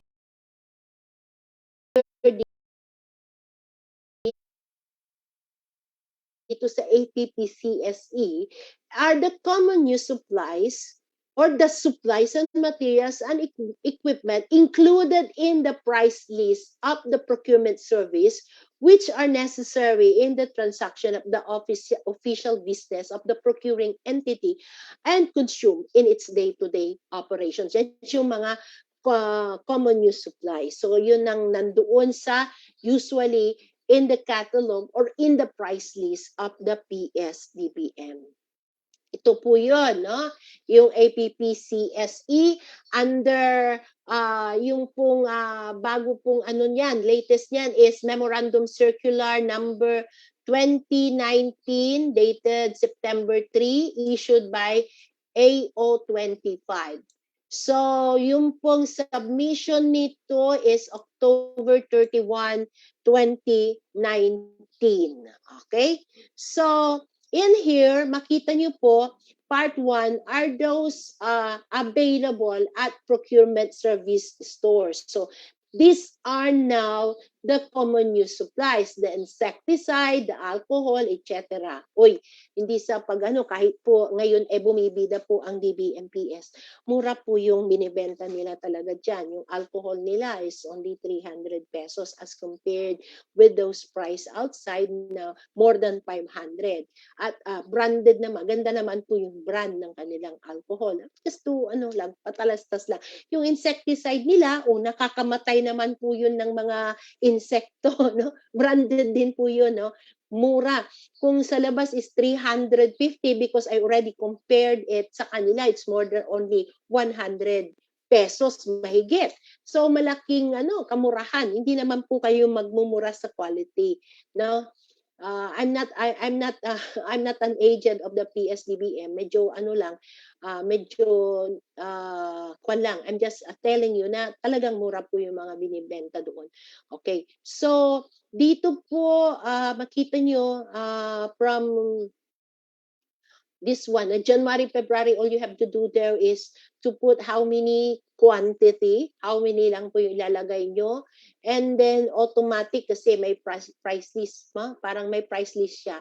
Automatic na nagko-compute po yung amount kasi may mga price list. Although you look at the insecticide, hanggang ngayon ganun pa rin po ang presyo niya. 600 ml daw, no? 139.36. Pero pag bibilin mo sa labas yan, is 330. Ang alcohol nila, yung maliit is 43. Pero yung galon na malaki, it's only 300 po sa PSDBM. PM. So this is now the APP CSE, which is being submitted sa procurement, yung sa PhilJEPS na po, procurement service. Pero po, meron pong ano na po ito, inire-require na po ito, hindi po hard copy, on ano lang po yan, mga soft copies lang po. So, what is being required again by the Republic Act 9184 na isasubmit sa GPPB is the APP, that the APP-CSE. Kasi po itong APP-CSE, dapat karga-karga siya ng APP because that is the mother APP. Laman din siya ng annual procurement plan po ninyo. Hindi ito eksklusibo na hindi ko ilalagay sa aking APP yung APPC nakalagay sa APP CSC. Hindi po, dapat nakalagay din po siya doon. Okay?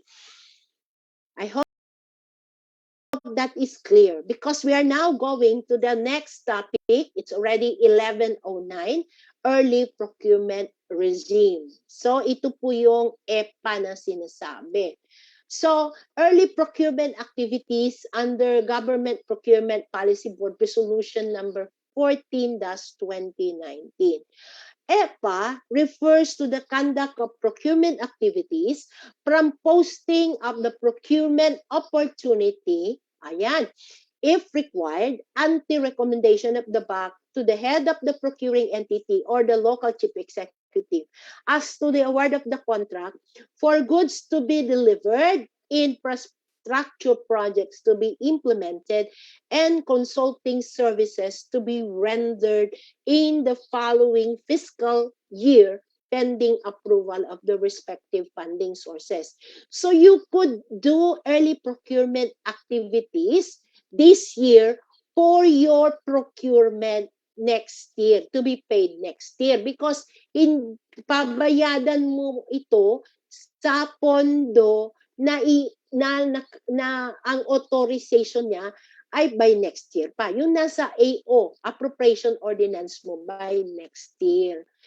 To facilitate po yung implementation ng project as early as January, ma-implement mo na po, dapat you conduct an early procurement activities using the budget na nandoon po yung amount, yung ABC na nandoon po sa local expenditure program, no? Sa LEP. Pag nakita mo na nandoon yung natapos na yung LEP, yun ang yung ABC na nandoon sa LEP, yun ang magiging ABC mo para sa EPA. Okay? Sa early procurement activities. But this is short of award because you will only award it once the annual appropriation is or becomes final. So why conduct EPA? So that you will be able to complete, early completion of your procurement projects. Pag maaga kayo nakakompleto ng project mo, di ba, mas maganda, di ba? Then timely implementation and early effectively managed procurement projects because kinandak mo na yung mga preparatory, mga preparatory activities, nakandak mo na siya for na lang siya, award, for recommendation. Kasi you stop doon sa post-qualification. If you have already anong tawag mo doon, LCRB, the lowest calculated responsive bid. So, tapos ka na mag-post-qualify, stop ka doon, wala ka pa, i-recommend mo yan sa local chief executive for the award of contract. Pero yung pag-recommend mo, itul mo doon. Stop ka. Ang pag-recommend kasi by next year sa local chief executive. No? Okay, so Ang scope, what are the scope and application of the early procurement activities? It is for all types of procurement for goods, infra projects, and consulting services. So, dito po, sa local government units, yan, no? Applicable po yan. So, appropriation ordinance, yung source of fund mo is yung appropriation ordinance. Okay. A procurement project shall refer to a specific or identified procurement which shall be prescribed, detailed, and scheduled in the PPMP, which shall be consolidated into the annual procurement plan. And it is applicable for procurement process undertaken through competitive bidding. Ayan. So alam niyo naman po ang competitive bidding, dalawa po yun. No? Public bidding and the limited source bidding, and it is also applicable sa alternative methods of procurement, except hindi siya applicable sa repeat orders, sa shopping, sa emergency case, sa takeover contract, and small value. All others na hindi ko minention, applicable na po yung EPA. Sa mga hindi ko minention dyan, limited source bidding. Ayan. Siyempre, competitive bidding po yun. Yung pong, ano ang hindi ko na-mention dyan? Yung two-whale biddings, yan, pwede po yan sa EPA. No? Wala po kasi dyan. Okay? So, tingnan nyo na po yung mga alternative methods of procurement natin. Yung exception sa EPA are those nandyan lang na nakalista. Again, repeat order, shopping, negotiated procurement under emergency case, takeover contract, and small value procurement. And also, you will only proceed with EPA if you have completed the preparatory activities such as ito po yung sa procurement planning na naman. Cost-benefit analysis, feasibility studies, market research. Pag ito ay civil works or infra, meron ng DED or yung detailed engineering designs. Meron na pong mga clearances from the DPWH, and also meron na rin pong right-of-way acquisitions. Kasi yung right-of-way acquisitions will not undergo procurement. Separate na batas po itong right-of-way acquisitions po na yan. The APP must be approved by the head of the procuring entity or the local chief executive, and it should have been submitted yung APP sa ating pong sanggunian. So wag pong kalimutan yan. Yung po, bago po tayo magkapag-undergo ng EPA is approve po ng ating pong local chief executive yung ating annual procurement plan at ina-submit na po natin yan sa ating pong local sanggunian. It should, because di ba, ano po yan, ina-accompany po niya yung local, anong tawag dito, yung executive expenditure program na isinasubmit for authorization sa sanggunian. Okay, we still have one knowledge check, Ma'am Janelle pala. We still have one. Can we do it now, ma'am? To check whether they are still with me or not? Ma'am, we have 2 more pa po, knowledge check. We have 2 more knowledge check pa pala. Yes. So for this knowledge check number 4, please type in your answer at the Zoom chat box, and the first to answer will receive a special token from us. So the question is, early procurement activity is applicable for procurement projects undertaken through negotiated procurement, small value procurement. A, true, B, false. Naku po, ako'y ninenervyos. I'm nervous. The first to answer correctly will receive a special token from us.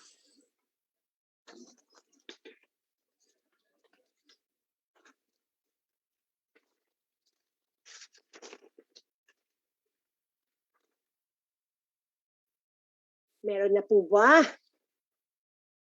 So if you have also questions, please type into the Zoom chat box and we will discuss it during the open forum. Naku, may nakita ko. So, Ma'am Janelle, meron na po ba tayong winner?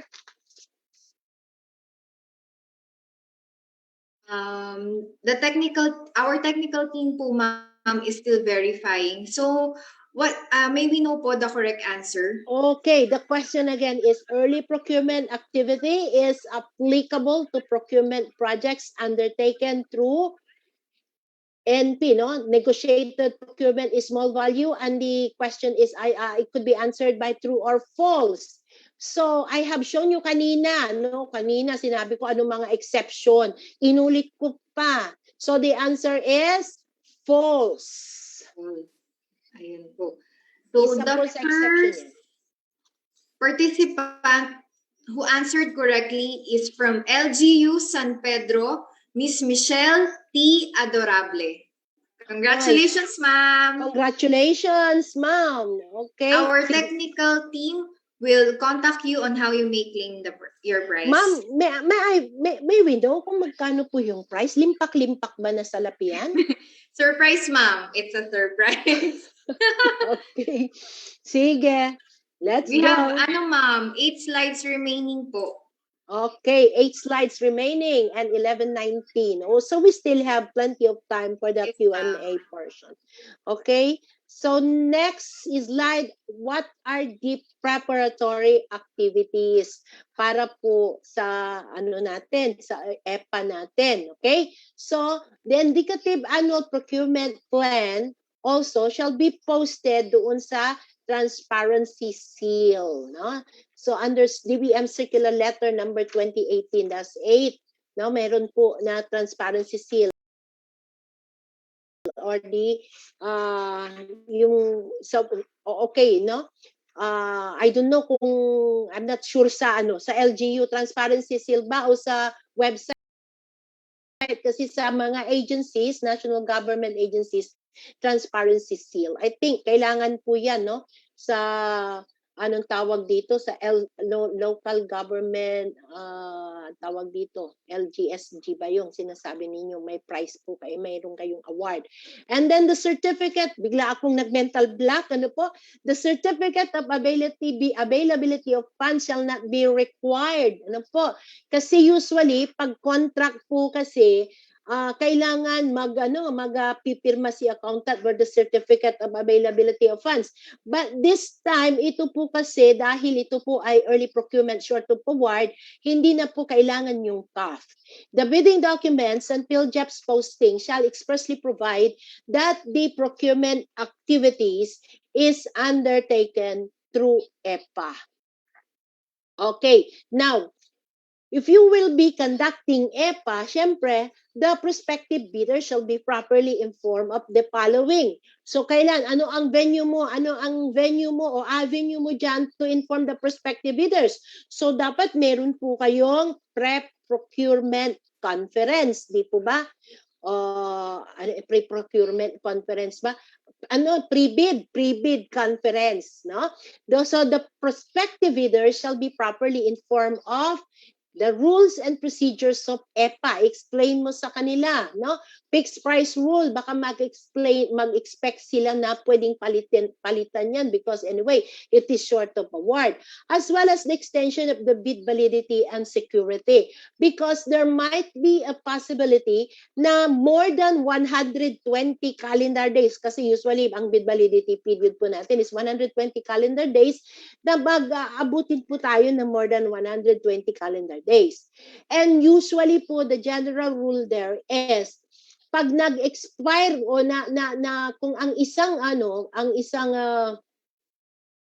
kasi tuloy-tuloy yan maaring more than 120 calendar days hindi pa kayo nag-award. So you have to ask now your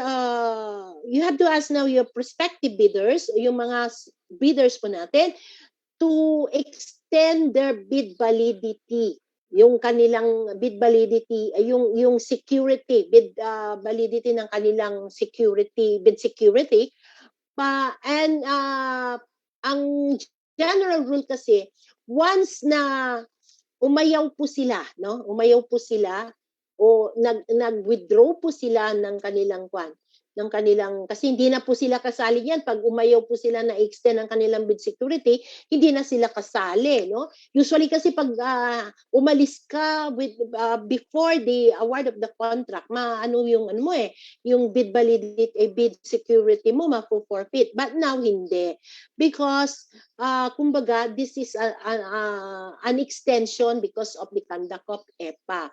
So for those who conducted or who extended their bid validity, including the bid security, extension of the bid security, pwede pa po na kasali pa po kayo, syempre. Pero for those who will not extend, their bid security will not be forfeited. Okay? Yun din pong validity of the eligibility requirements prior to the award of contract. Dapat i-mention mo rin, as well as the conditions of the award and the date of the earliest delivery. Because all of that, dapat i-explain mo. Because this is an early procurement activity na baka babaya ma-misinterpret po ng ating mga bidders, no? So, i-inform mo sila during the pre-bid conference, pati yung conditions ng award. Now, we cannot award yet, we will only award after the effectivity by next year pa, kasi kinandak mo yan this year for next year.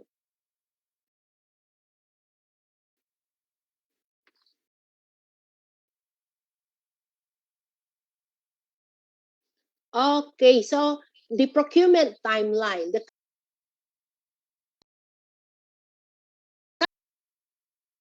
conduct of EPA from posting to the recommendation of the Bids and Awards Committee to the HOPE as to the award of the contract shall observe the mandatory timelines set forth in the 2016 revised IRR, including the period of pre-bidding, which shall be within 15 calendar days after each declaration of failures of bidding, which may be extended up to the 30 days upon approval of the head of the procuring entity. Okay. Now, as soon as the funding source of the procurement project has been approved, regardless of the stage, pwedeng i-revise yung indicative APP before the award of the contract. Kasi indicative pa po yan So, kailan mo yan i-revise? So, upon approval of the appropriation ordinance, magre-revise ka, di ba? So, upon approval of the APP and the commencement of the running of the period to award the contract and complete the procurement process, the HOPE may approve or disapprove the recommendation of the Bids and Awards Committee. So, pag in-approve niya, the local chief executive, the HOPE, shall issue the notice of award to the lowest calculated responsive bid, or if it is procurement of goods and infra, or the highest rated responsive bid if it is the consulting services, and thereafter sign the contract. If it is a disapproval, the same that the HOPE or the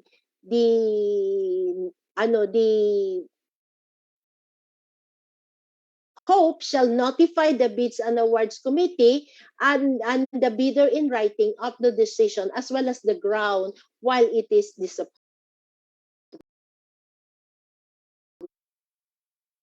So the final approval of the annual procurement plan shall be submitted to the Government Procurement Policy Board on or before the end of January of the budget year, and shall be posted in accordance with Executive Order number 662, series of 2007 as amended. Okay, so when and when not to award. Okay, so rule. May mga rulings po tayo, no? Kung kailan mo i-award. Please take note, this is the LEP, no? The Local Expenditure Program. Okay. So pag ang LEP, doon ka magbabase ng ABC mo. So this time, this is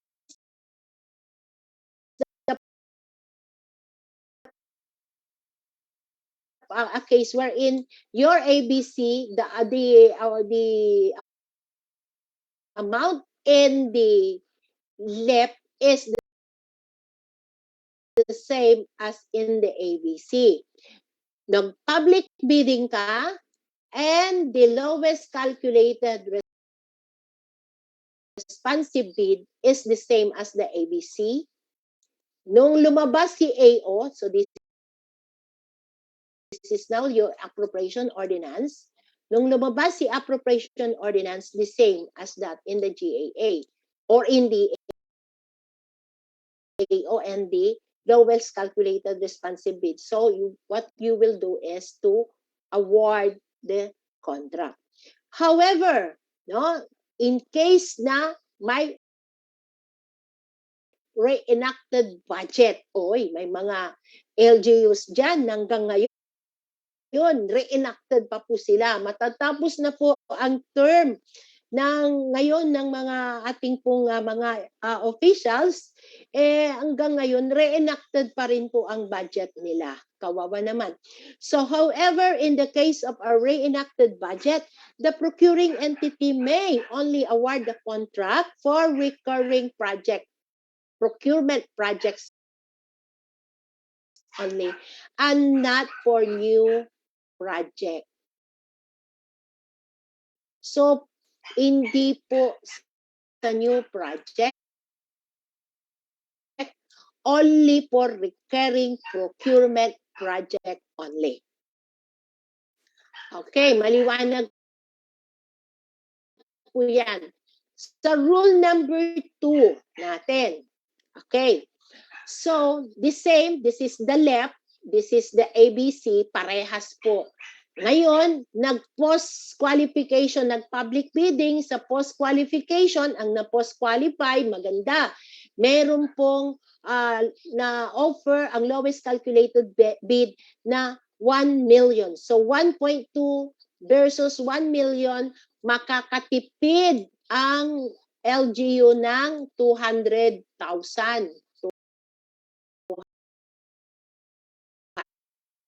100,000 o yan, 200. Basta 200,000, 2K. 200K. Okay. So, okay na okay siya. Dahil nung lumabas si AO, parehas doon sa lowest calculated responsive bid. 1 million din. So, it's very much okay. So, ito, take note, no? Take note. We should take note. The lowest calculated bid should be equal or less than the ABC, but never higher. Pag higher yung lowest calculated responsive bid mo than the ABC, something is wrong, ha? Red flag po yan. So, dapat mababa parati si LCRB mo. Mababa or equal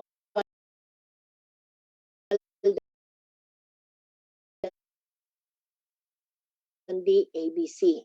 Okay? And the ABC should be equal or less than the amount na nandoon po sa left. Okay. Now, not to award. Kung nawala sa AO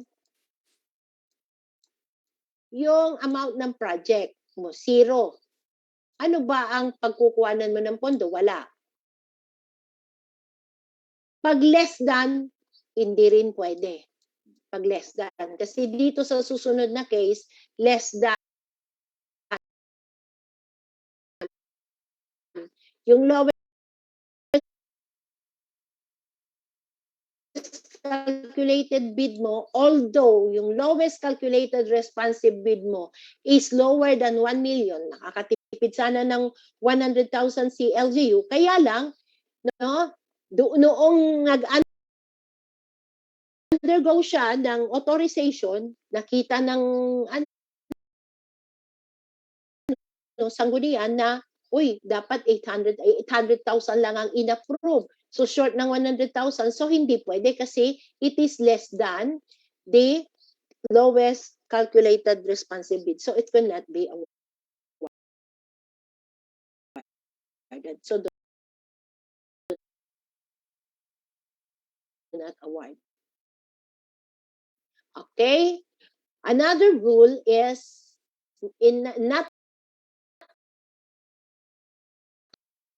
to award, the hope has the authority to exercise the reservation clause under Section 41, po, which grants that the hope has the right not to award the contract if for any justifiable and reasonable ground, the award of the contract will not redound to the benefit of the government. So say, for example, uh, somebody is donating the project, no, yung project mismo, hindi pera, hindi amount ang dinonate niya, hindi cash, kundi project na mismo natapos na. It is donating the project to the LGU. Why procure it when i-donate na? So it will no longer redound to the benefit of the government. Rule number 3, notwithstanding the approval and the effectivity of the AO sa inyo, no? AO parate, i-remind ko kayo. Okay? Reenacted budget, sabi niya dito, AO, ayan na pala yung AO. Okay. As the case may be, the PE shall not award contracts for procurement project requiring special allotment release order until the same has been issued, secured, or released. So in other words, pag ang source of fund mo ay SARO, ano ba yung SARO? Special allotment release order na nire-release sa inyo to cover yung funding requirements ng mga local government support funds, yung galing ng DBM. Okay? So, pag wala pa po yun, hindi po yun pwede sa inyong you cannot award it, no? You cannot award it until merong SARO. Kahit na po merong AO na yan, kung ang source of fund mo SARO, you can conduct early procurement activities, but you cannot award kasi wala pa po yung SARO. Okay? So, yung tolling of periods po tayo, pending approval and effectivity of the appropriation ordinance, the following period shall be tolled or suspended. Yung 15-day period for the hope to approve the resolution of the BAC and to issue the notice of award under Section 37, matutol po yan. Therefore, itong 3-month period, ang 3-month period is equivalent to 90 CDs. Okay? 90 days po yan. Na po. The 3-month period within which to complete the procurement process from the opening of bids to the award of contract under Section 38 of RA number 9184, ano po yan? I-take into consideration natin po yan. So, ang tolling of period in definition is the period of time for the award of contract and termination of the procurement process, as the case may be, shall begin to run again upon the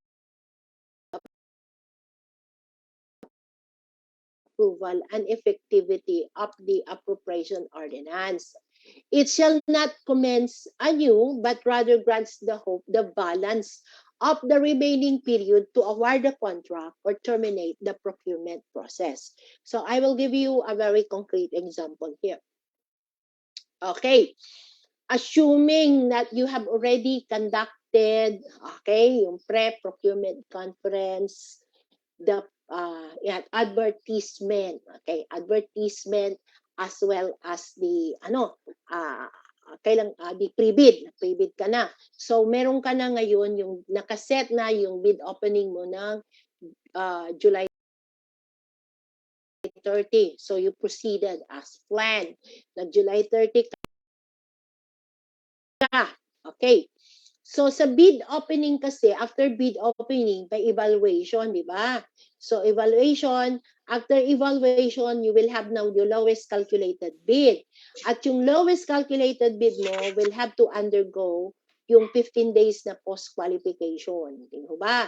So there's a possibility that it will take you 73 days to conduct the bid evaluation as well as post-qualification, especially kung mga tatlo yung pinus-qualify mo. No? The meaning to say, yung first lowest calculated bid, nag-undergo ng post-qualification, post-qualification na disqualify siya. So, meron po siya. Another na naman dun sa susunod na lowest calculated mo kasi mag-ano ka, di ba? So there's a possibility that it will take 73 days. So nag-July 30, ano pa yan, maaga kang nakatapos ng LEP mo niyan, no? Nung budget ng local expenditure program. So anyway kasi October 16 yung deadline for submission, di ba? So dito post-qualification, dito po yung post-qualification. Meron ka ditong, stop ka dito sa LCRB. Yan. Dito yung may LCRB ka na. So dito ka matutol kasi dito, supposedly, yung lowest calculated responsive bid mo will be recommended to the local chief executive to award the contract. Because the appropriation ordinance is not yet effective. It will only be effective on January 1. So from October 12 rather, kasi dyan ka nag-stop sa October 11, mag-i-start ka ng tolling of period. So because 90 days ang 3 months, 90 days. So 90 days minus 73 days, okay? Ayan. So, meron kang remaining na 17 days. Okay. So, from January 1, pag all goes well, nagkakasundo si executive and the legislative at na-approve yung appropriation ordinance ng mas maaga, January 1 effective, merong from January 1 to January 16, merong panahon si Hope na mag-award ng contract. Ayan. Okay? So, yung 17 days na minus 15, may 3 araw na lang to complete the 3-month process. January 18. Ayan po. Okay? So, yan po yung early procurement po. So, pag maaga po kasi, ang advantage nito, pag maaga po kasi na bidding yan, implementation, award of contract na po kaagad kayo, ma-implement nyo early yung inyong procurement project. Mabilisan. Lalong-lalo na po for those security services, janitorial services, na every January, nire-renew po. So, very, very effective po itong pag-conduct ng early procurement activities. Okay? So, the Hope has 17 days to complete the procurement process from the approval and effectivity of the funding source. So yan po yung remaining days. In-explain ko na po yun kanina. Okay? Now we go to the last knowledge check because it's already 11:39. Last knowledge check, ma'am. Yes, Can we ma'am. have that? So for our last knowledge check, please flash the question po. The question is, in the case of a reenacted budget, the PE may also award the contract for new procurement projects undertaken through EPA. A, true, B, false. So please select your answer through the Zoom polling feature.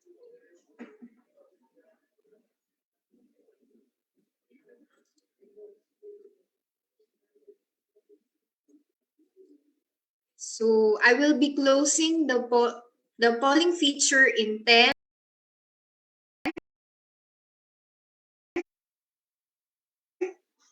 9, 8, 7,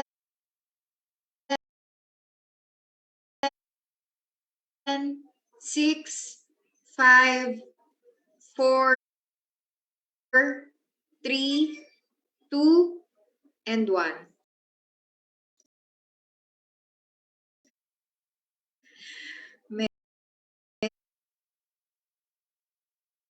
Medyo hati po, ma'am. Pero ang lamang po is 54% answered false. Okay, ulitin ko po. Pag new projects, sa reenacted, new projects, ang question dito is,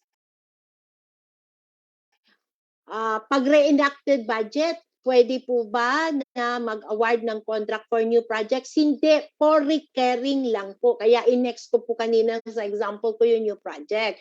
For recurring projects lang po ang pwede sa reenacted budget na mag-award po kayo under early procurement activities. But hindi po pwede ang new project sa reenacted budget. Di ko ba? Ganyan po ang ruling natin. Basta reenacted, walang new project. Di ba? Kahit man po mga sweldo po ninyo, hindi po pwede kayong mag-increase pag reenacted budget.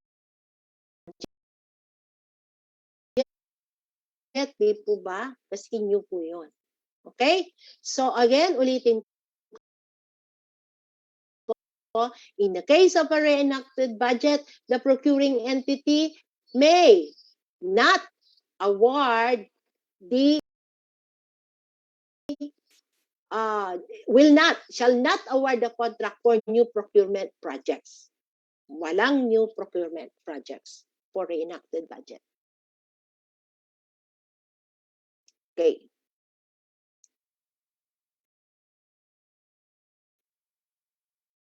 Now we go to the mga last slides ko na po ito. Simplified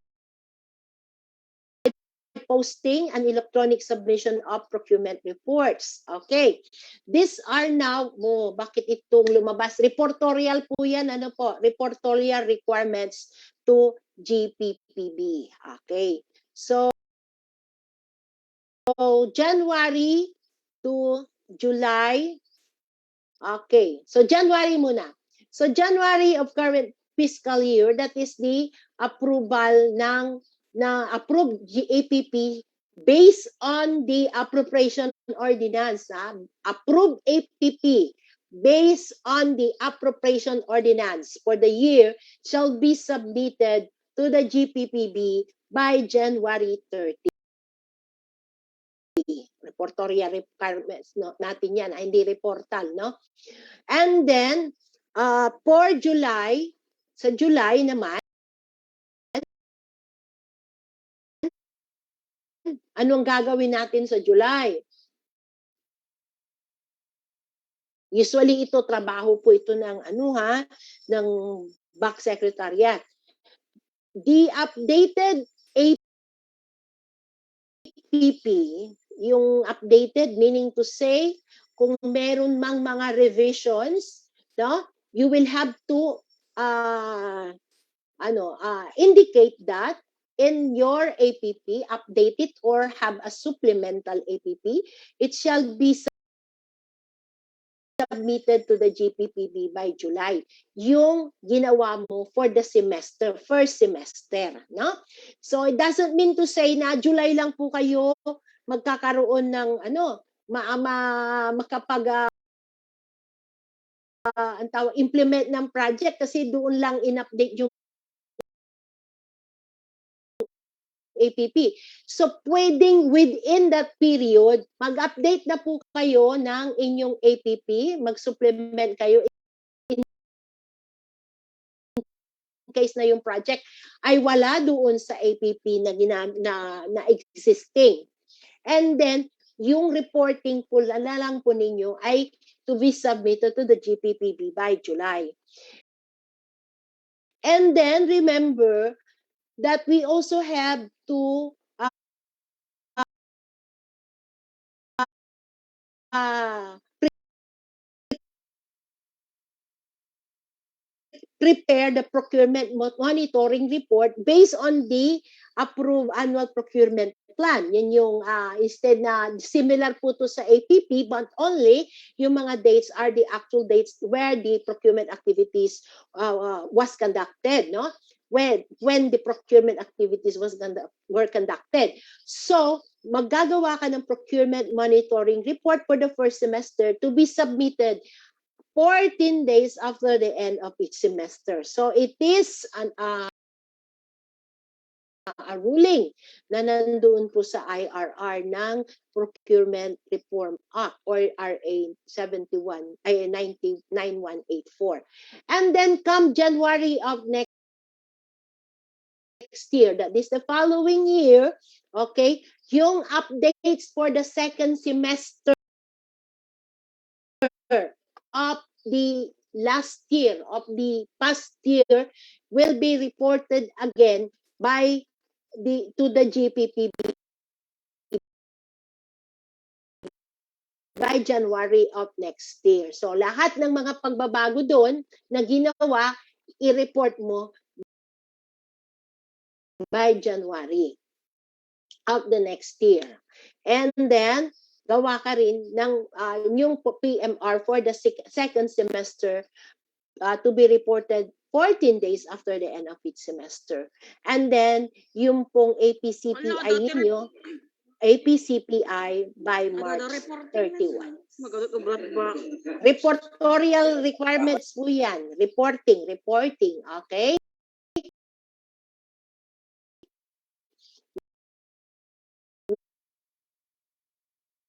Next.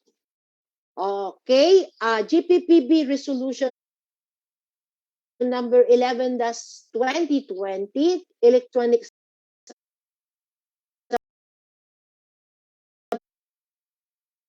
submission na po ang mga reports. No need to give the hard copy. Mandatory submission to electronic mail, yung procurement reports in Microsoft Excel and in the PDF form. As well as yung pag-submit nyo rin po ng certification of posting of APP and the procurement monitoring report signed by the BAC Secretariat Head. This is being required mostly for the payment of the PBB and the mandatory posting of the annual procurement plan and the PMR. Okay, ito po yun sa website and discontinuance of the posting of the same in the GPPP website. So yung APP again sa website, no? Sa website ng agency. So meron po kayo. Okay? And the transparency seal din yun, inaano din po nila. Okay, so I guess I'm done, no? So okay, Ma'am Janelle, I think we're now on the Q&A portion. I'm done with my presentation. Okay. I believe we have 5 questions for the open forum. Yes, ma'am.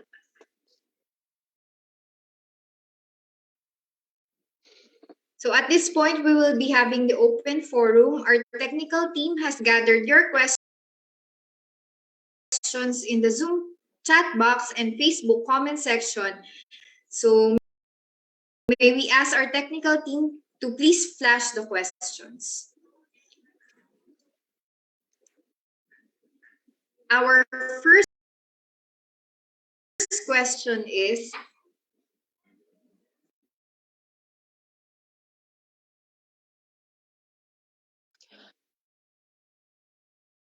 what do you mean by CDF?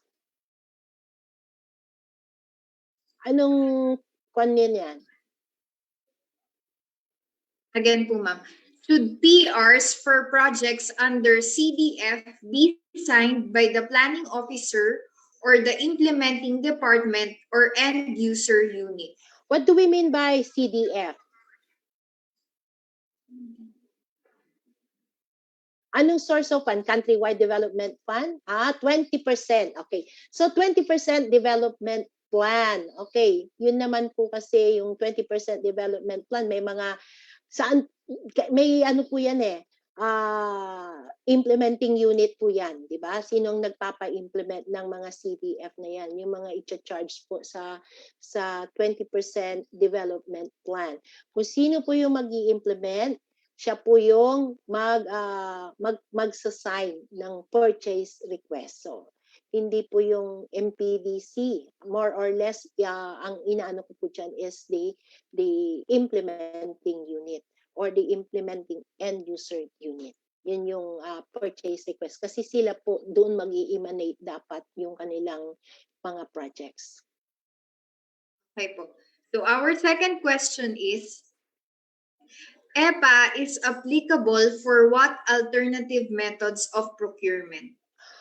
Okay, as I have mentioned kanina, ang exception dyan, exception ang sasabihin ko, shopping, exempted po yan. Yung small value procurement under negotiated procurement, exempted din po yan. And then, exempted din po yung sa emergency, hindi rin po yan at saka po, nakalimutan ko yung isa. Lahat po ng wala doon sa exception. I think do I need to flash it again or balikan natin? Let me get my notes. Nakalimutan ko po yung isa. Basta shopping and shopping, alternative methods of procurement, yung negotiated procurement, hindi po, yun yung small value at saka po ng emergency, hindi rin po siya applicable, yung EPA. Other than that, applicable na po lahat. Okay? So yung hindi rin po applicable din dyan yung tawag dito, yung other negotiated procurement, yung scientific, scholarly, hindi rin po applicable yung EPA po dyan. Okay? Okay po. Next question po, ma'am. The question is, fast tracking of projects due to upcoming election. So the situation, 15 million worth for sanitary landfill project to implement by year 2022 with proposed EDF budget to pass early procurement process except to award. Is it possible po? Sanitary landfill project. Yung EDF, and what do we mean again? Yung EDF is, ano yung EDF? Development fund din po ba yan? The same? May mga terminology tayong hindi pare-parehas. Ano po yung EDF? 20% development fund po ba yan? Economic Development Fund, ma'am. 20% economic development. 20% development fund. So you want to fast tracking ba situation, 15 million worth of for sanitary landfill project. So bidding po yung sanitary landfill? Yes po. If it is bidding, yes, for 2022. Okay, short of award po yun. Short of award. You may conduct early procurement activities short of award by 2022. Hope that answers your question, sir. So for our third question. Pero wait, ma'am, ha? You also take note yung prohibitions, no? Yung timeline sa prohibitions na bawal na. Pero ano yan paspasan na lang, tingnan nyo na lang po, no? Kasi kung baka hindi pa po prohibited yan, sanitary landfill is public bidding, so applicable po yan. There are other format of, what is this? APP. Isa sa, ano yung COS? There are other format of APP. Isa sa COS. Another from DILG or the full disclosure policy. Then ito po from GPPB. Ano po susundin ng back secretary? APP prescribed by the GPPB. Yung pinakita ko po kanina, requirement po yun. Yung form na inaano ng DILG is not actually, kung hindi siya parehas, dapat parehas po yan eh. Annual procurement plan, it's the GPPB who will say that ito po ang format. Sila po yung proper authority. So there might be another APP being prescribed by the DILG that is for DILG's consumption. Pero when it comes to procurement, ang masusunod po ay yung piniprescribe ng Government Procurement Policy Board. Yung pong diniscuss ko po kanina. So, pinakita po kanina ni Ma'am Grace yung sample ng APP po. Yes. Yun po. So, next question po.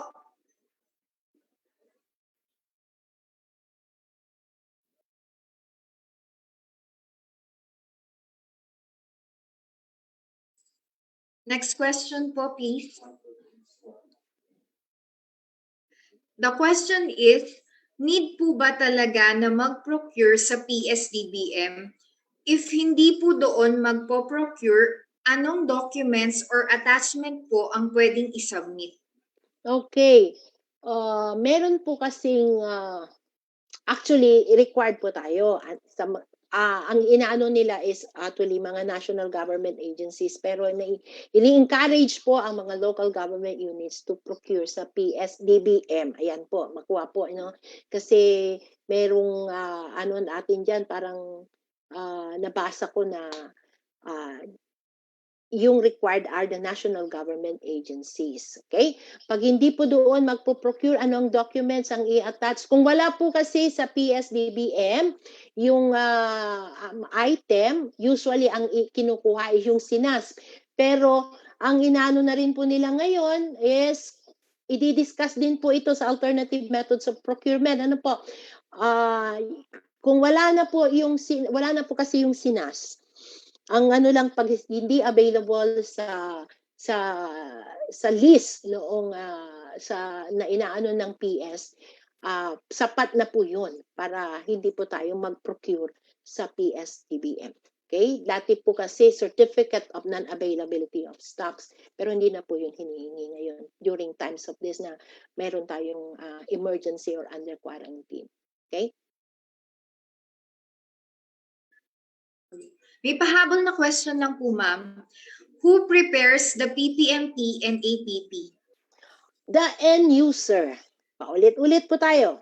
End user po ang nagpre-prepare ng PPMP na isasubmit sa BAC, Secretariat and the BAC para ma-prepare yung annual procurement plan.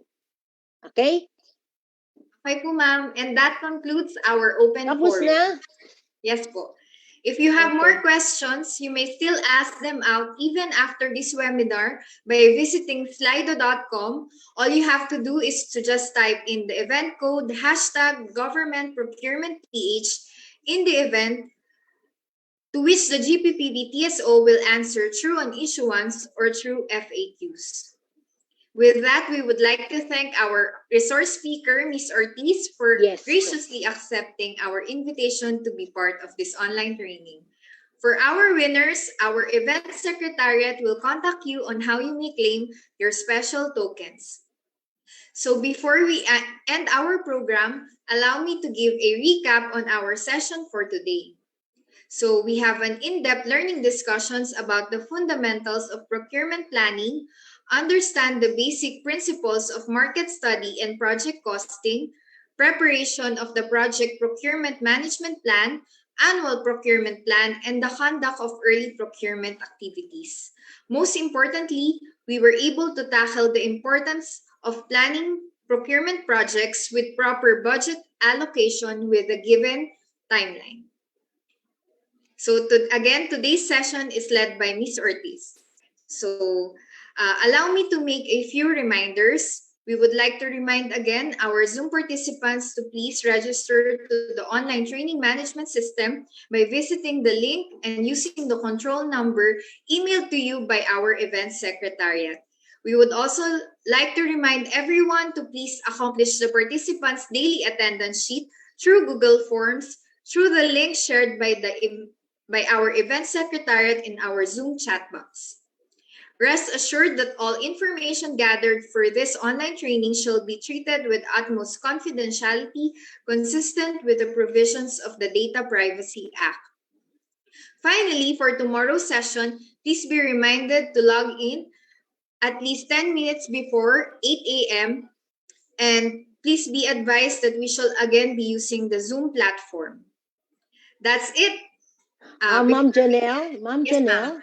I think the participants are asking for a group vote. Nabasa ko. Yes po. Please open your cameras po and we will be having a group photo with our resource speaker. So we will be having 3 shots po. Ready na po? Smile in 3, 2, 1. Second slide po. Smile in 3, 2, 1. And the last shot po in 3, 2, 1. That's it. And that concludes the second day of the online training for the municipal local government units on Republic Act number 9184 and its 2016 revised implementing rules and regulation batch 10. This has been your facilitator, Janelle de la Cruz. Thank you and see you all tomorrow. Thank you po, Ma'am Grace. Thank you, Thank you. participants. Thank